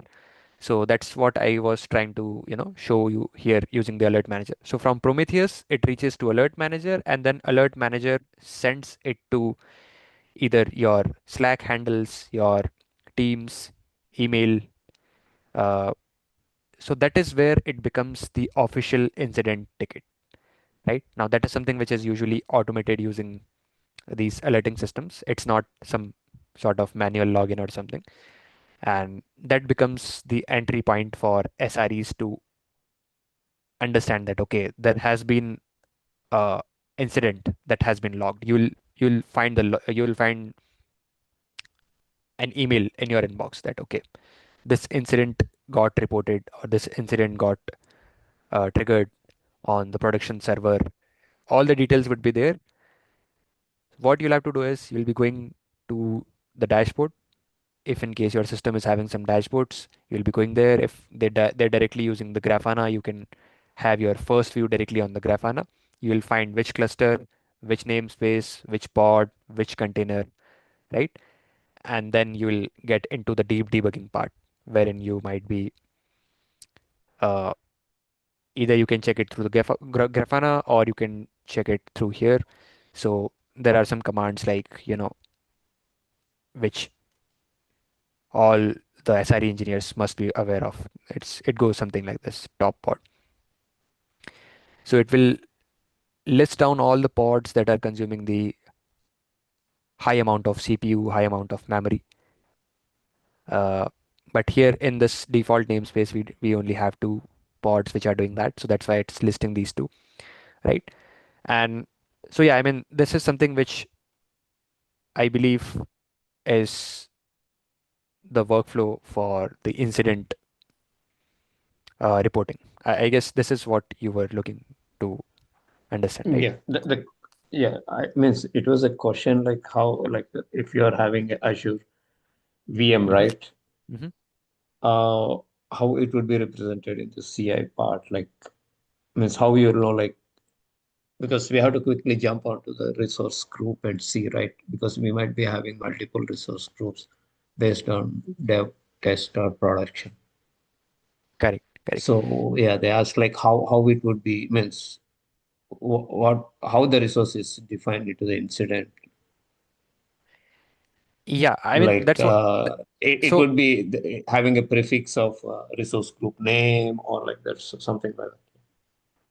yes, Yeah. yes, So that's what I'm saying. So here it let's is say, a Kubernetes cluster, right? So I was just asking, like, is there correct. some way it can be represented on the ticket itself? Yeah, Yes, this yes. flow is good. Like, yeah, it was, yeah. Yeah, no, I got your point. So that's how it Yeah. is usually. I mean, in that mail that you will be receiving, you will be having most of the metadata that you will need. For example, Yeah. uh, Okay. there is, so not just the Grafana or something, but let's say if some organization is heavily dependent on the usage of Azure ecosystem or AWS ecosystem, they might be using, let's say, Azure Monitor, right? Now, Azure Monitor will be allowing you with multiple fields, and based on those fields, it will say that what is something that you want to get as part of those logs. Let's say you are saying I want to get each and every detail possible. So it will be allowing you to configure it in such a way that it will give you each and everything, like which cluster, which node, which particular EC2 I mean, VM virtual machine. So that entire data would be appearing to you on your email or wherever you are able to see it, so that you can directly drill down into that. So I mean, it's so much advanced nowadays, like it will even diagnose. So since we are living in the age of LLMs nowadays, Gen AIs, Yeah. it will even diagnose that cause for you. It will even showcase, just going through your run books, which we will just try to cover. It will Okay. showcase, each and everything that, okay, this is where your error is. This is the virtual machine which is, having this particular thing. This pod, this API is causing this issue. And then it will also just, it won't be running it itself, but because it requires human in the loop. But it will ask you that, okay, if you want, these are the possibilities where the errors might be coming from. And if you want, these are the troubleshooting steps which you can try to run. But again, without confirming, you also might not be able to run them. So you'll have to abide by the run books that are there. But yeah, again, in the run books also, all of these things would be mentioned, that what to do in case of something like that incident, or how to, you know, iterate for a particular incident over the list of instructions. Okay. All right. Okay. So let's say we have, first of all, this is the SLO SLI diagram that uh, I created. Now, this is something that was needed as part of the assignment that we had to do, right? So if we'll take a look here,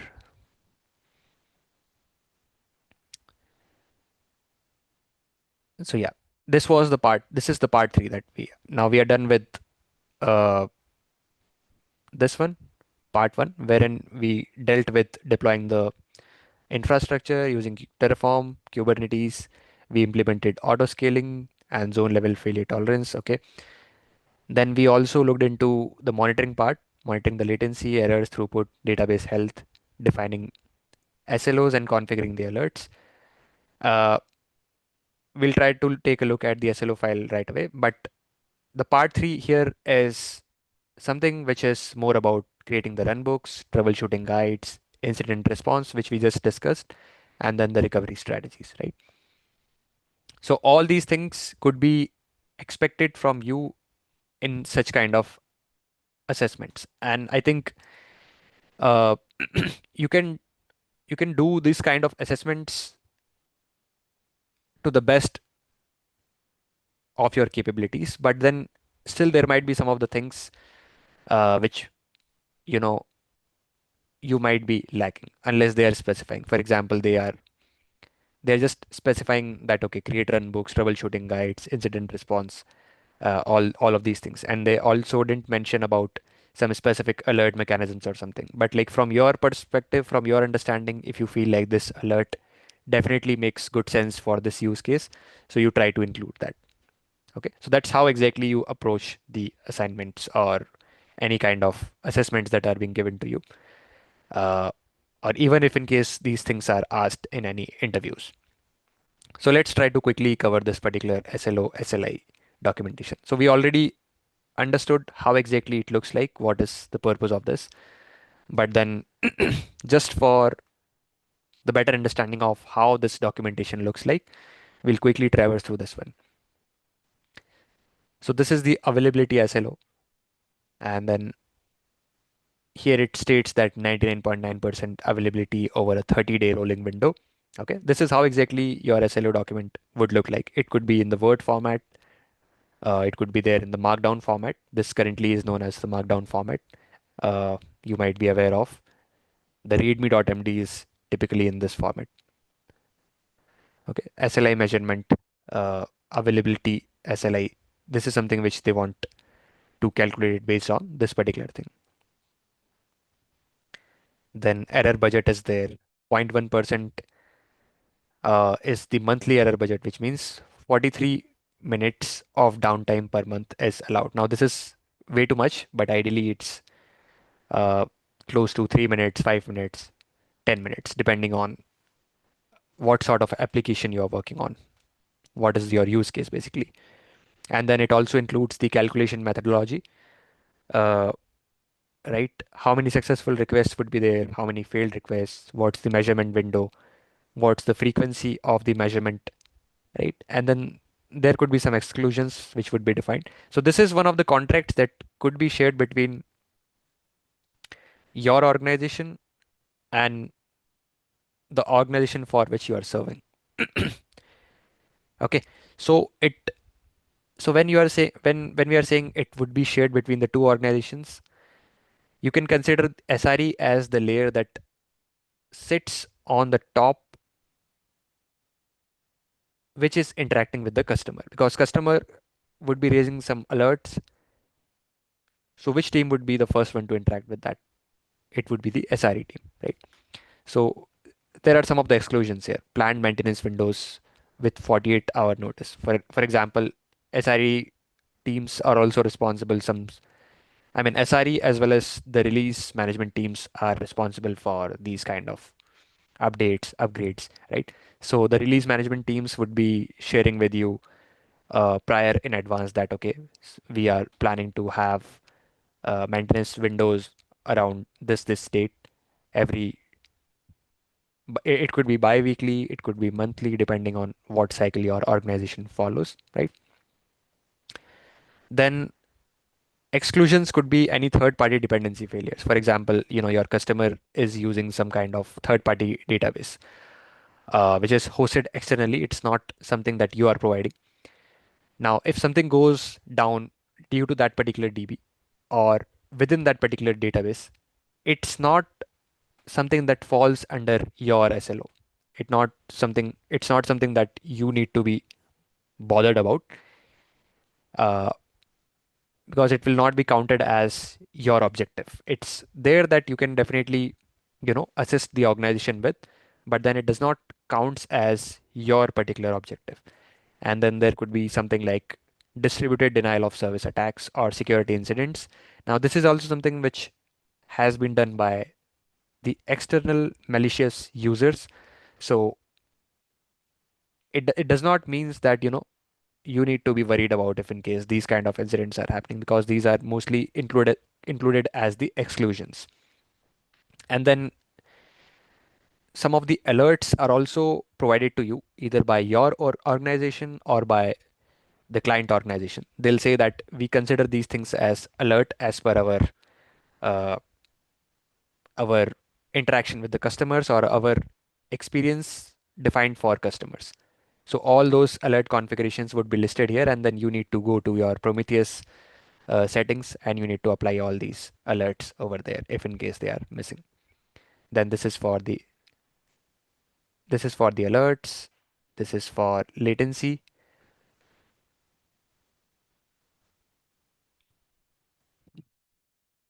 And then we have, again, based on different uh, rubrics which are defined here.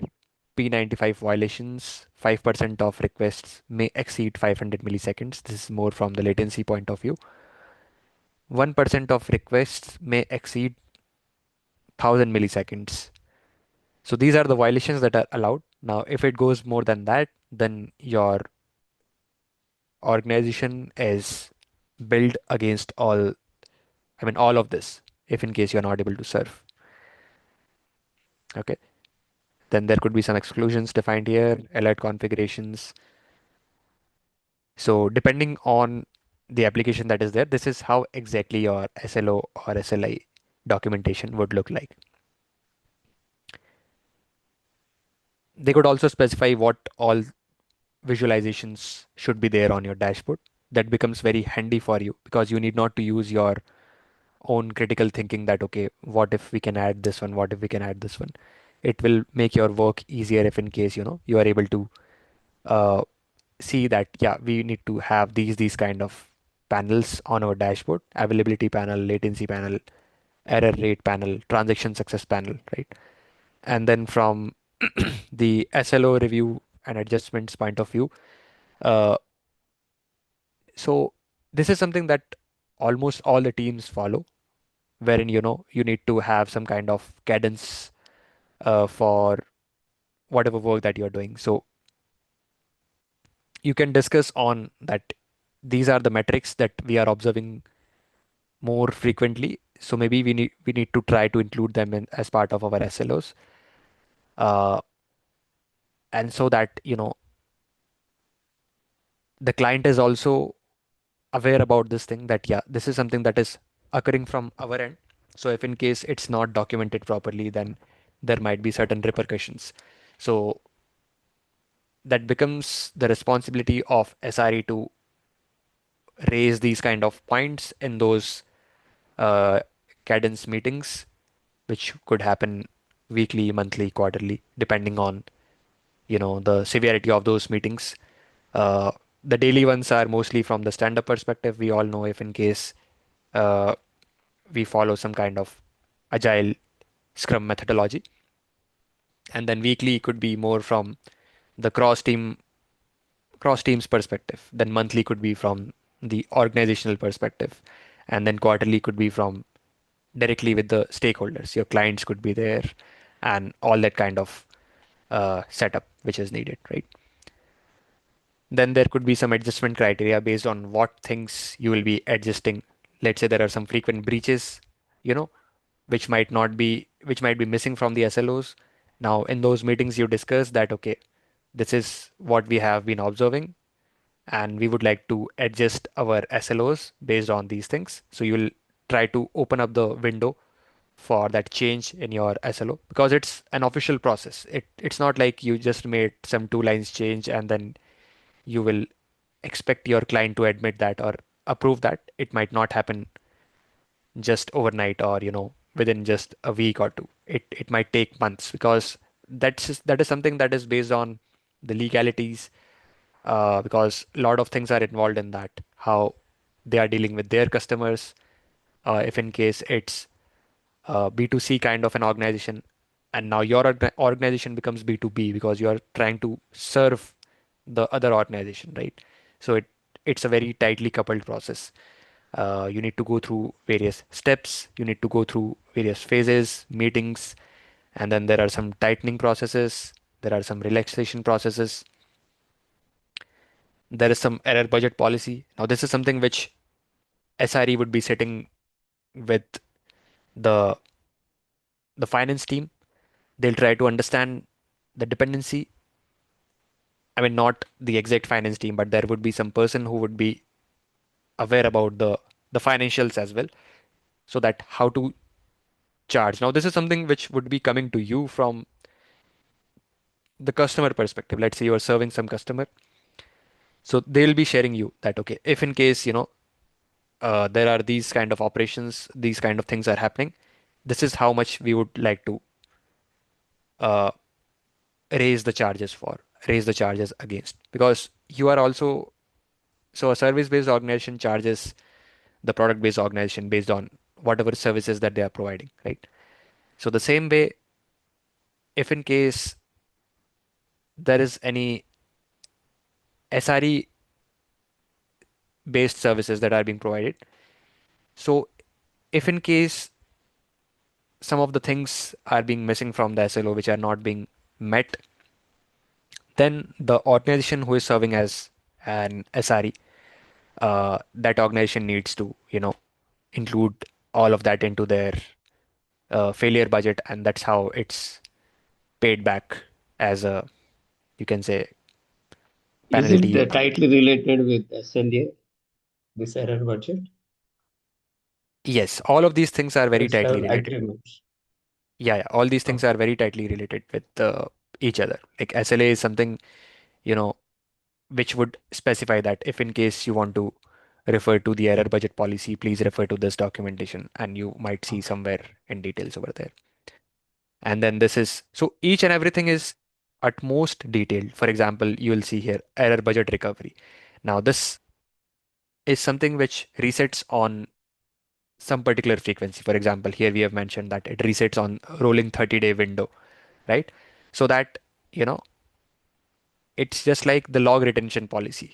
For example, you will say that if anything that might have occurred 2 months back, and now the customer is coming to us after 2 months saying that, hey, you didn't report that incident 60 days back, or you didn't, I mean, something like that.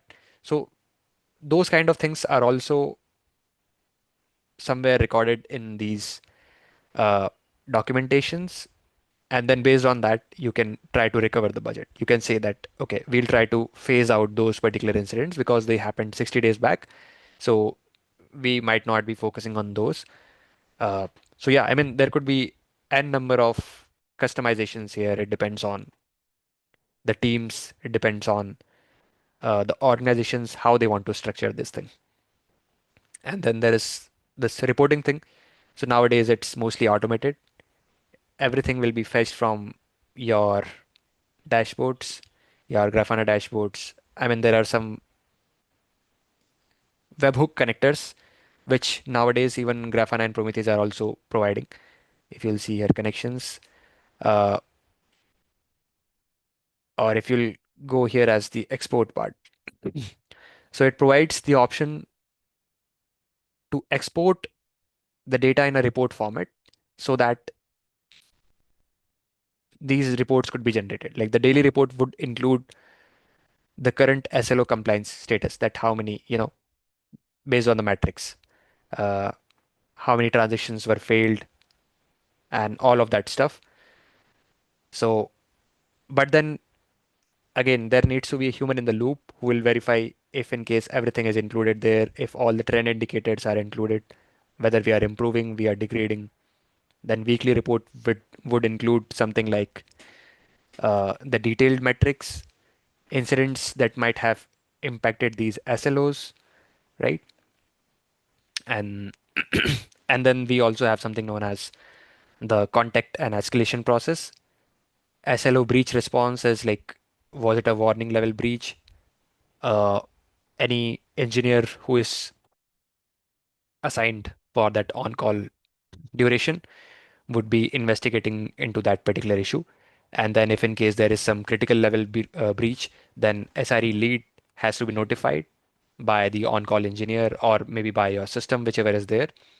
And then if in case there is a sustained breach means that breach is intense enough that it has been existing for more than 2 to 3 hours. Uh, then there is an incident commander who is assigned, who is typically from the SRE department only, but he is, I mean, this is something which is a phrasing that is followed, or uh, a position or a role that is consumed by most of the SRE teams, right? So that incident commander would also be looking into the openings of the RCAs, like looking into what was the root cause analysis, and reaching out to some specific teams dedicatedly working on that particular part, and how to take care of that entire uh, incident. And then executive notification, it means there would be some executive or the officer in command for that particular team, right? It won't be directly the CTO or something, but then there would be some executive. And at the end, CTO also needs to be informed about this particular sustained breach if in case there has been some incident which has been going on for more than 2 to 3 hours, right? So typically the review team has an on-call engineer who is working on a rotating basis, and then a product manager from that team, engineering manager, and SRE team lead. So, but it could differ from company to company, right? But that's how exactly it's given to you in the documentation. And then here it's the appendix for you to go through. You can try to understand how each of these, you know, Prometheus query languages are written. This is for the availability, P95 latency, error rate, error budget. Okay. Now, again, coming back to our topic, which we started with when we took, I think, when I took the first session for this, I shared one incident that when you are woken up at midnight, so maybe you could be an SRE lead, you could be an on-call engineer, you could be a product manager, but if you belong to the SRE team, you could be any one of these, right? So when you are woken up at 2 a.m., 3 a.m. with an alert on your email, on your Slack, on your Teams, WebEx, whatever you are using, you don't have time to figure out what to do, right? Now here it looks very easy since we are saying that you can do this, you can do that. But imagine a situation where, this was happening in the production real time, and then your client is also in call with you. I mean, that might also be the case. Uh, so you don't have time to figure out any of these things. You don't have time to play around. You don't have time to experiment. You can't say that, okay, let's do one thing. Let's try to check the logs. No, you can't be at that pace, right? You need to be more confident. You need to be thorough about, okay, this is the step-by-step procedure for these kind of issues. And that is where you will be following the run books. Nowadays, we have, One more thing, when you when multiple alerts in the same time, which approach is good in this particular scenario? okay, good question. So when multiple alerts at the same time, first of all, it depends on whom those alerts or those incident tickets are assigned to. So ideally, you can ignore, I mean, there is a criticality of each of the alerts, severity of the alerts, right? Let's say if it's just a warning, what will you do? You will not be panicking, right? In case of the warnings or those kind of things. But let's say if the severity is critical, that is where you might be worried that okay, maybe something might have gone wrong. Even that is fine. There could be one severity alert, there could be two severity alerts, critical, I mean the critical alerts. But let's say now this is also something which is defined as part of the SLOs that if in case there is back to back within 5 minutes duration, there are three alerts that got triggered from the same service, from the same particular domain, and that is where it gets transformed into an incident. So maybe a ticket might be opened for you to look into that. And that is where, as soon as the ticket is opened, incident is opened, you will receive an alert dedicated on your particular name if you are assigned for that duration. Now, that is where you need to prioritize. Let's say, as per your concern, let's say there are three incident tickets that got opened within maybe 15-minute duration. You just woke up, you saw that, okay, there are three tickets. Uh, so, what you need to do is you first need to understand that, okay, are those three incidents from the same service? If they are from the same service, from the same source, there is a very high chance that the cause would be the same, right? Or there could be the duplicate incidents that have got reported. Because these automation systems are not that much advanced that they'll say that, okay, two tickets are already open, so let me not open this ticket. No, they'll not do it like this, right? They'll follow the automation procedure that has been given to them that, okay, if within some particular interval there are these many failures identified, if those are critical failures, if those are critical alerts, create the ticket, create the incident, report it as an incident with critical severity, right? So now you need to manually intervene over there and you need to understand. Quickly glance through those incidents.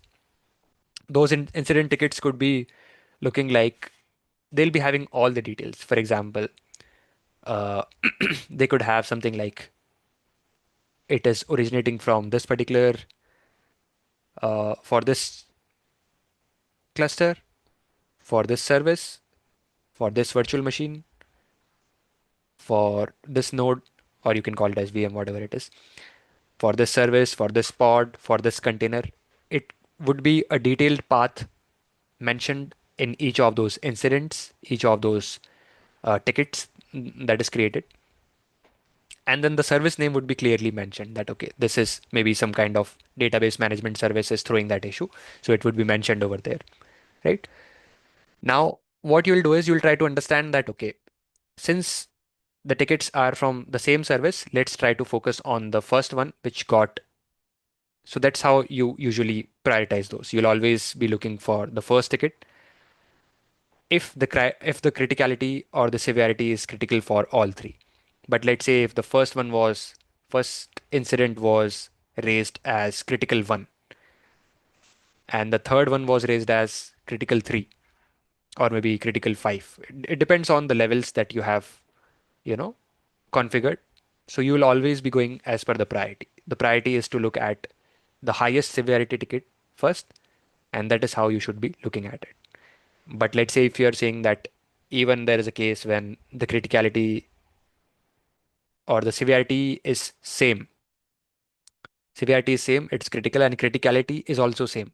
All the incidents are maybe level 3, level 5, whatever your organization uses. Then what you will do? Then in that case, there is nothing much you can do because unless you have a dedicated team to work on each of those critical incidents, you can only take a look at any given point of time, right? So how you can do is you can maybe start with the first one based on the timing. You can sort it out since the severity is same, criticality is same. You always start with the first one. So let's say let's consider an example here. Uh, let's say if in case we are talking about the DB connectivity, I hope I answered your question, right?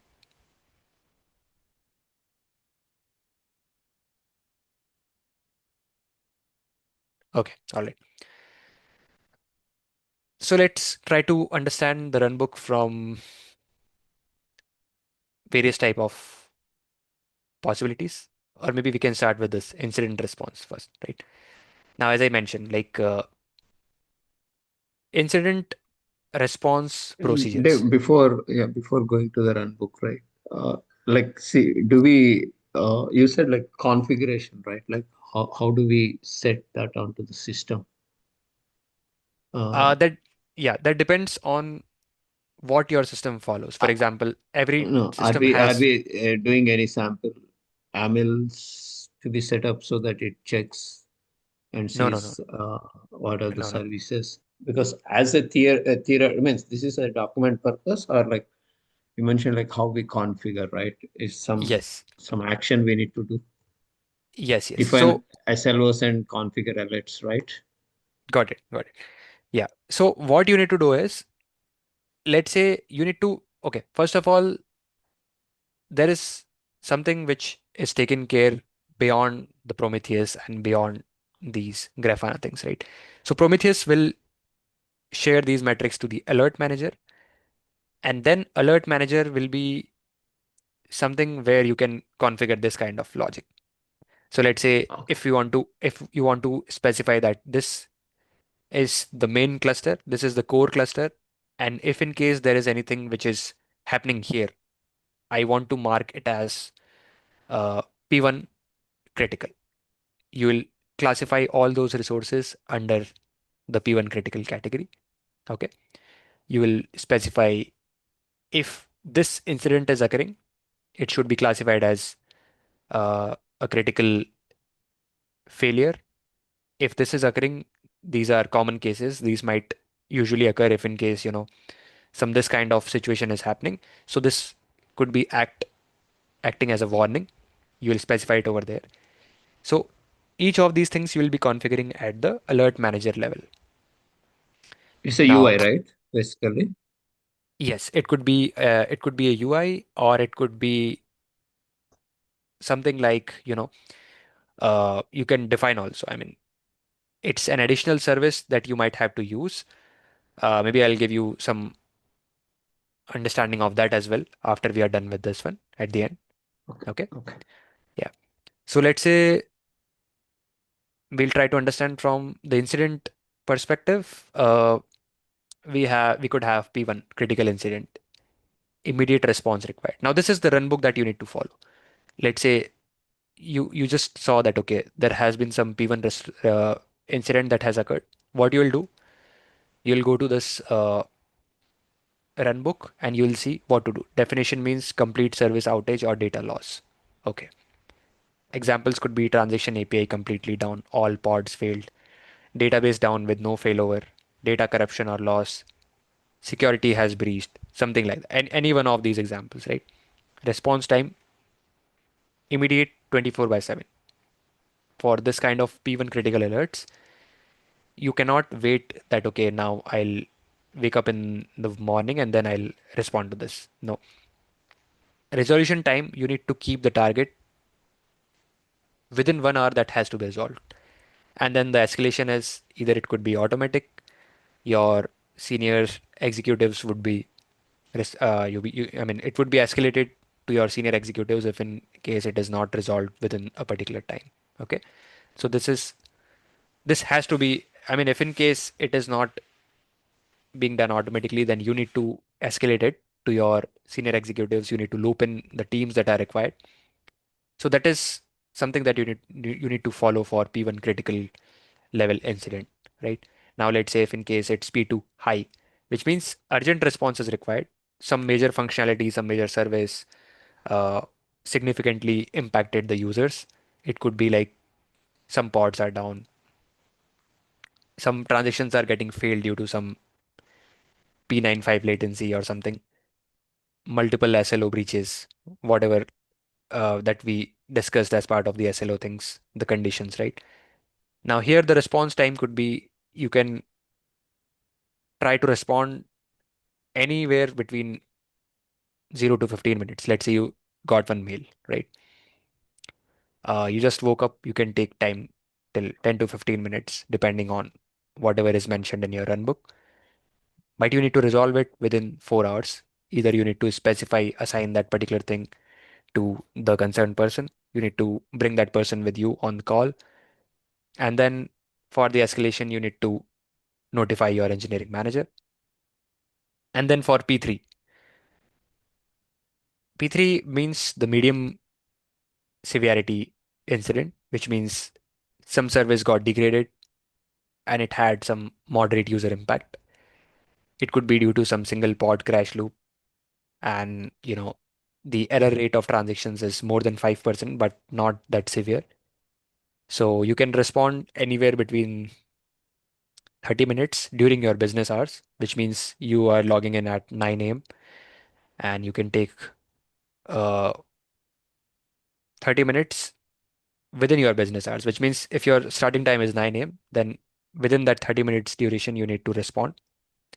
The resolution has to be provided within 24 hours, and then you need to escalate it to your SRE lead if in case it is not resolved in 2 hours. Okay. Then we have the low incidents. How to proceed in these cases is if in case it's a very minor issue, it won't be having major impact on the users. You could have some monitoring alert that got auto resolved, right? Or maybe it was some kind of planned maintenance or something like that. You can respond even the next business day, and resolution time could be best effort, which means whenever you have some time, because it's the low priority. So you will definitely be looking into the high priority ones and the critical ones. So you need not to spend or focus much on these. Now, this is also to answer, I think Swapna maybe asked this particular question about which ticket or how to, understand which particular ticket to address to in case of multiple incidents recorded in parallel. So it's highly unlikely that, you are getting 4 to 5 incidents and all are from different services. Uh, in that case, maybe you need to think from how your mind is behaving in that scenario. You should have a good team in that case, good supporting team, and then each one of those persons, even though you are there on the on-call duty, uh, each one has to be, you know, uh, each one has to wake up and look into those one by one. So it depends on, I mean, how exactly you want to deal with those kind of scenarios, because those are something which ideally no one will mention, because those are hypothetical ones, right? You are saying there are four or three, four P1 critical incidents. Now, nowhere it will be mentioned that you need to address each one of them. You can just respond to them that, yeah, team is looking into this or something like that. But it means that there is something severely wrong with everywhere within the system if that kind of thing is happening. So that's altogether a different case then. Now, here are the phases that we have for the workflow. Detection, time t plus 0. It means there is some kind of automated detection. Incidents are typically detected through Prometheus alerts firing, health check failures, user reports, monitoring dashboard anomalies. What should an initial assessment look like?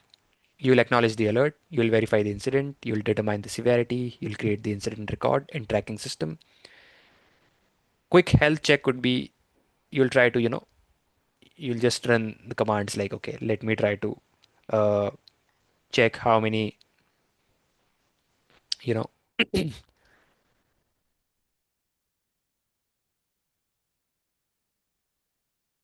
how many pods do we have for this one, and whether are they all running or not. So that's the kind of thing that you need to look for. As of now, we just have one pod running, but let's say if in case we have more than one pods, then in that case, you can understand that, okay, how many pods are running. Just give me a minute, guys. I'll be back.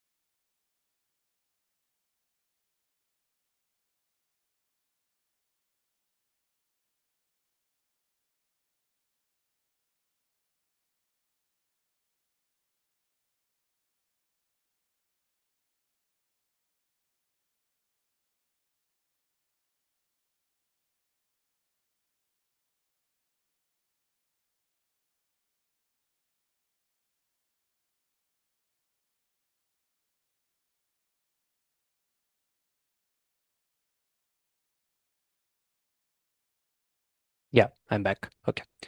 So it depends on, what exactly are the commands mentioned for quick health check. You can maybe try to hit a particular API like we did yesterday, which was /health, right? For testing out if your application is behaving healthy. And then phase two could be responding to the customer. You can have, so once you are declaring the incident, you can create incident channel. It could be a group, a common channel between on-call support, which is you, SRE lead, engineering manager, backend on-call person who has been assigned from the backend team. Okay. Uh, the roles which we discussed previously follows like there could be incident commander, technical lead, communications lead, and then we could have the scribe who will usually be, I mean, which is usually a documentation of the timeline and the actions. Okay. And then, yeah, these are some of the templates that you could follow. Incident declared, severity P1, P2, P3, service, what was the impact, when did it start, what was the incident channel, and then incident commander name, team lead name. Okay. So these are the actions for each of the personas that we have defined here. And then it's about the troubleshooting, debugging, or you can say mitigation. You need to stop the bleeding. You'll restore the service first. You will look into the root cause later. You'll apply the known fixes from the runbooks. If in case the workarounds are acceptable, you know, uh, then if in case there are any crashing pods or something like that, you'll always try to restart the deployments so that it will try to roll it back to the recent working version. This one. you'll be doing it. And then let's say if in case you want to scale up the replicas, you can run command like this. And now if you'll take a look at the pods, you should see there are 5 pods which are coming up, right? Now let's say if in case you want to,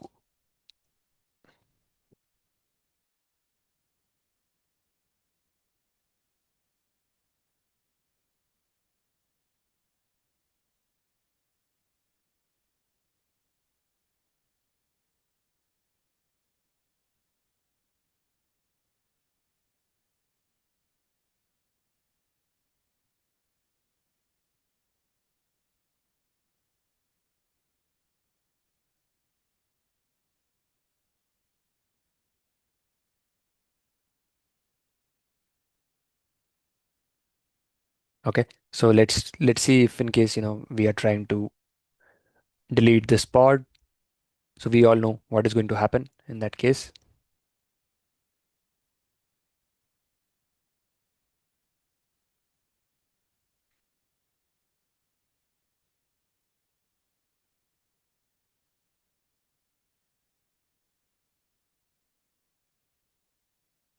Or let me try to delete this one.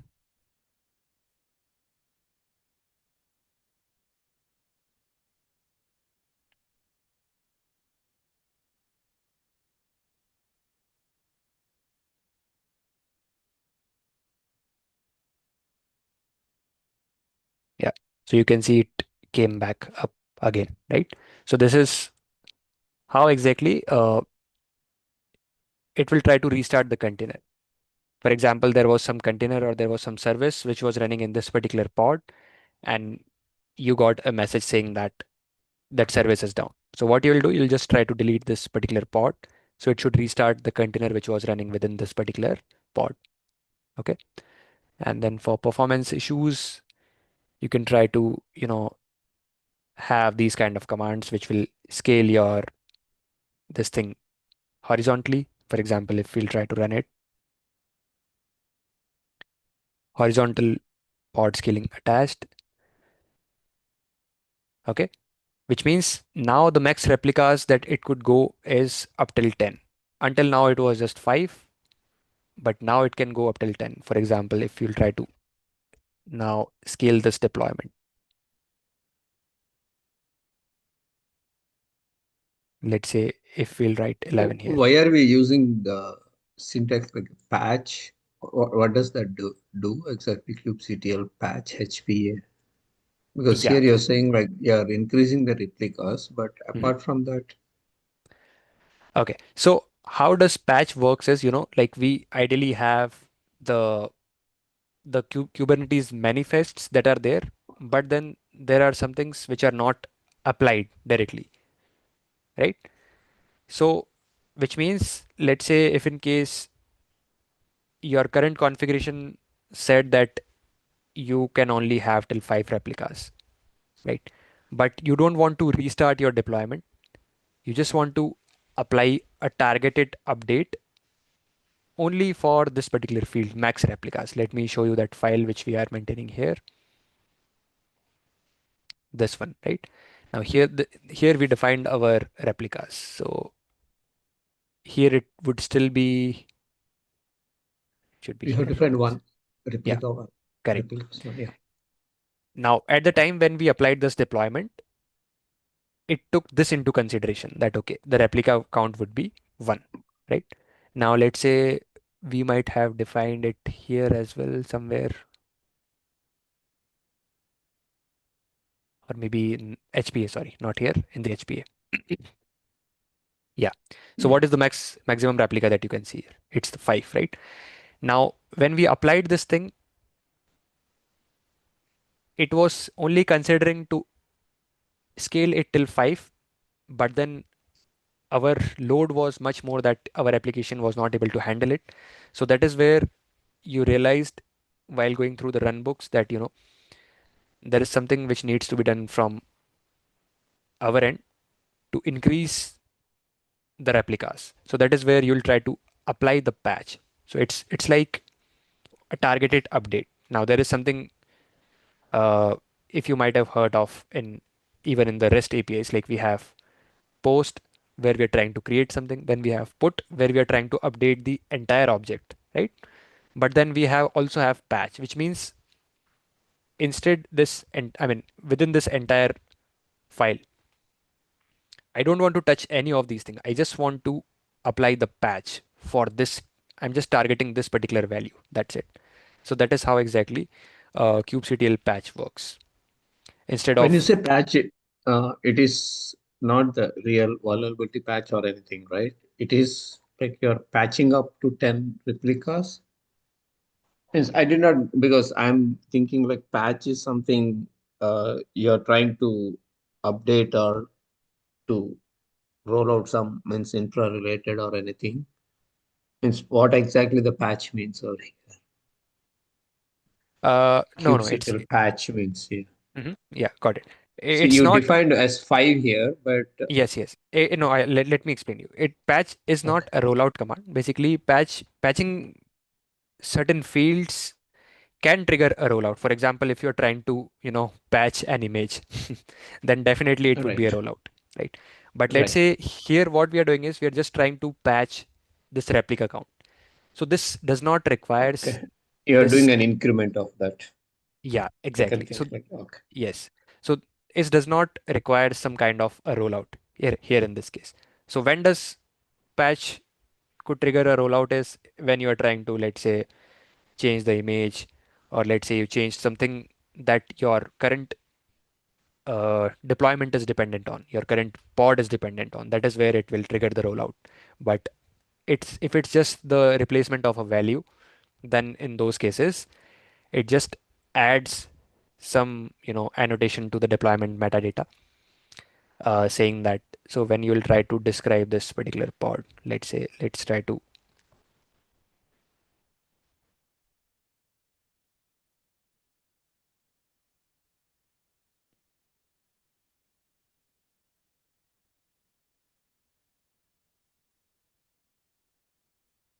What are all the fields we can use under this patch? uh, One is replicas. mhm. Replica could be there. Then you can try to change the name, metadata name. You Okay. can try.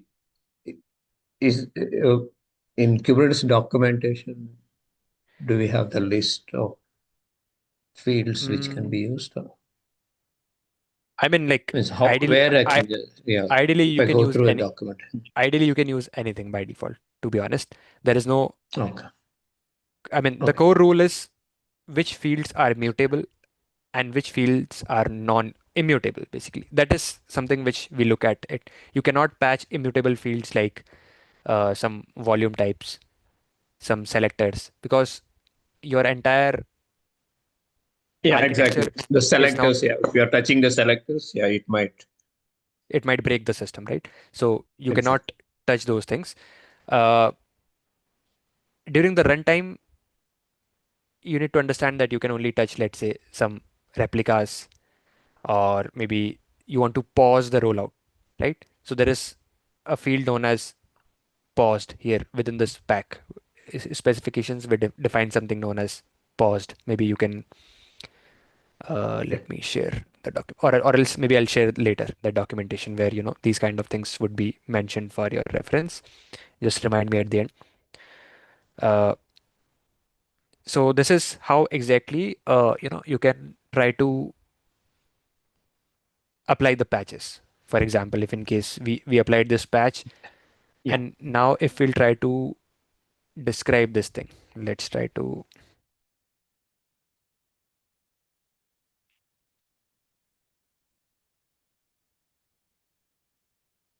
yeah, now what is the max pod count you're seeing here? 10, right? Now this is why, this is like, I Yes. mean, Yeah. the reason why we are seeing this is because we applied that patch here, if you'll see Yeah. this one. We executed that command. Yeah. Yes. So that's why it changed to this thing. Now let's say if in case you want to again, you got to know that, okay, now everything is under control. And what you'll do, you'll again go back there and you'll just make it to 5. And then you will see here, again it is 5. So it didn't do any kind of rollout. It just changed that particular maximum pods count. That's it, right? Yeah. Now, so these are the type of things that you can do. Now, let's say if in case you want to check for some resource intensive pods, you can run this command and you will be able to see which pod out of all of these is consuming the highest memory. So as I mentioned, each of the pod could be running different containers, and that would be very easier for you to diagnose that okay, this pod is consuming the highest memory, which means there is some container, and that container has some server or something running which is consuming something very heavily. Okay, every 15 minutes for P1, every 30 minutes for P2. Now again, these are uh, some of the formatting things that you could check. Recovery verification after mitigation has applied. So you need to verify if in case all the things that you did are working smoothly fine or not. You can always try to run some of the health checks, or you can try to list down some transactions. Test API endpoints would be provided to you by the backend team in order for you to ensure that everything is working fine. Okay. Then you can try to verify the SLO metrics by running some Prometheus queries, and then you can confirm that okay, there are no errors in the logs from the logs, and that is how you close out a particular incident. You can say incident resolved, and then you mention all the details, right? So these are the kind of things that are mentioned in the runbooks. Now, there could be a postmortem or a root cause analysis that might be expected from you. That is where you need to specify each and everything. So in this template, what was the time, what was the alert that was fired, who was the on-call engineer, how did the investigation begin, what was the root cause identified. You need to check it with the backend engineer who is there along with you.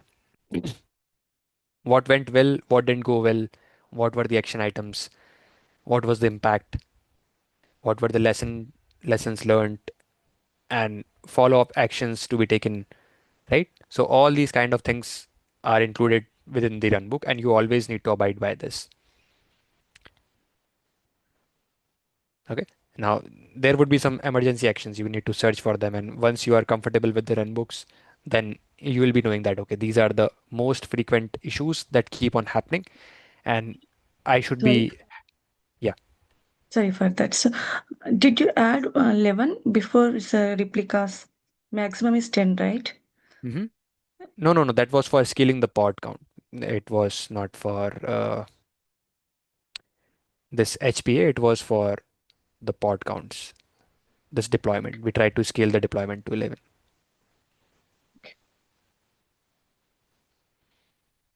So now if you'll see here,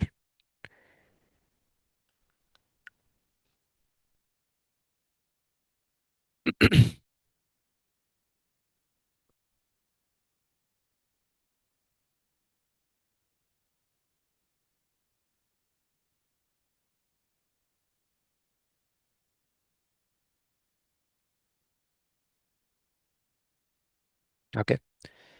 So yeah, ideally it should scale up, but we need to check maybe if something is there. Okay. But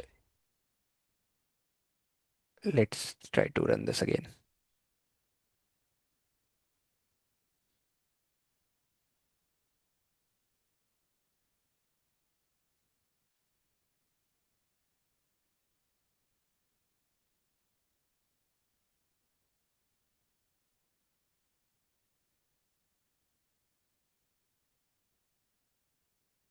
Yeah. Okay. It has scaled up, right? So let's say if in case you'll mention here,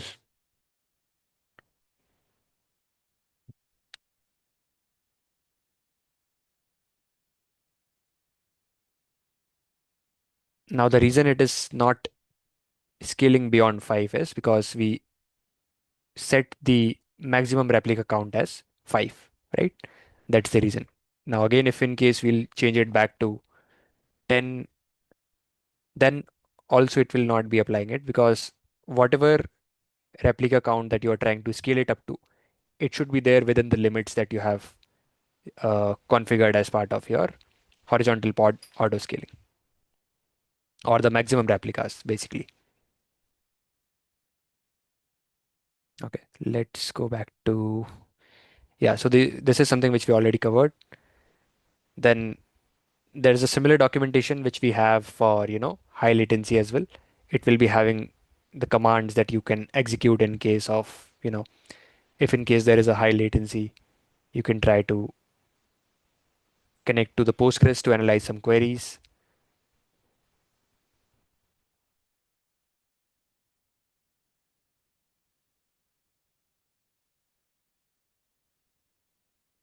Then you can have some sort of failed transactions. If in case there are failed transactions, then what should be the ideal go-to process for you?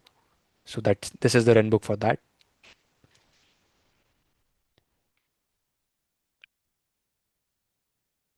And then we have for if in case there is a DB connection failure, uh, your database is down, Postgres is down. So there could be two types of cases here. One is, either your service DB service is down, or your Postgres SQL is down. Both of those are different things. So don't get confused anytime if someone says, there is a DB related area, DB related failure. You should always ask whether the Postgres SQL is down, or is there any DB specific failure. So when we are saying DB specific failure, it could be arising from database service that you have written. And when someone is saying Postgres SQL is down, that's not your fault. That is something which is happening due to the Postgres.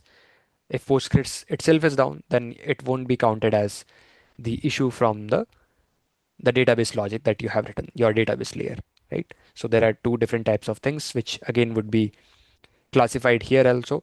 You can verify if database is running like this, then you'll be checking the logs, then you'll check the Postgres resource usage here, right? Then you can get the endpoints from here, something like this,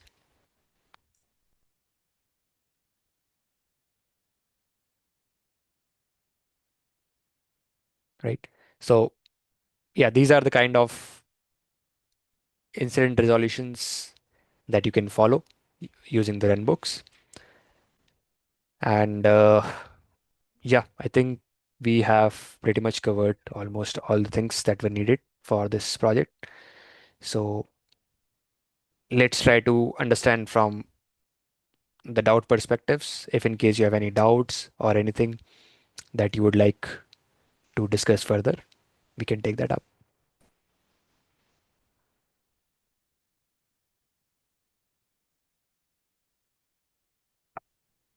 The thing is, we need to just set up and go through all those commands and Hmm. see. Sure.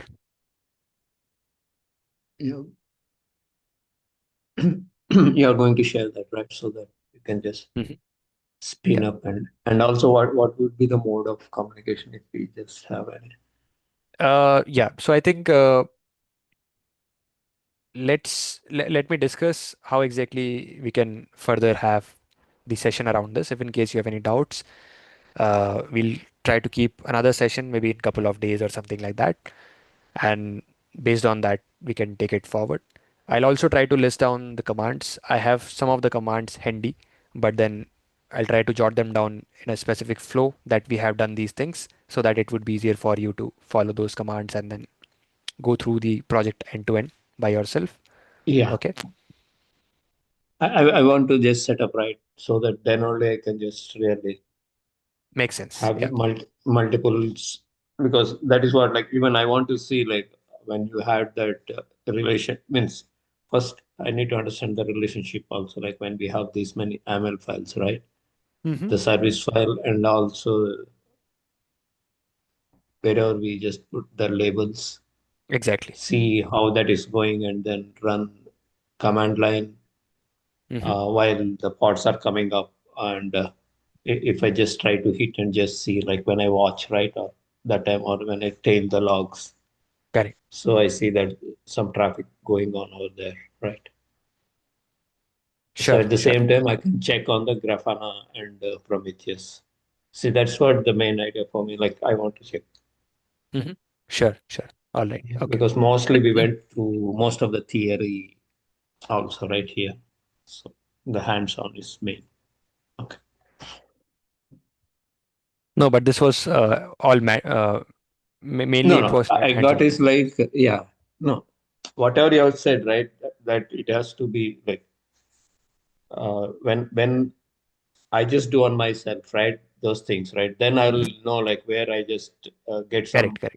Yeah, It that's might not correct. be a doubt. Also, it could be something I might have got stuck, right? Makes sense, makes sense. So quickly giving a tip helps me to just move forward. Sure, sure.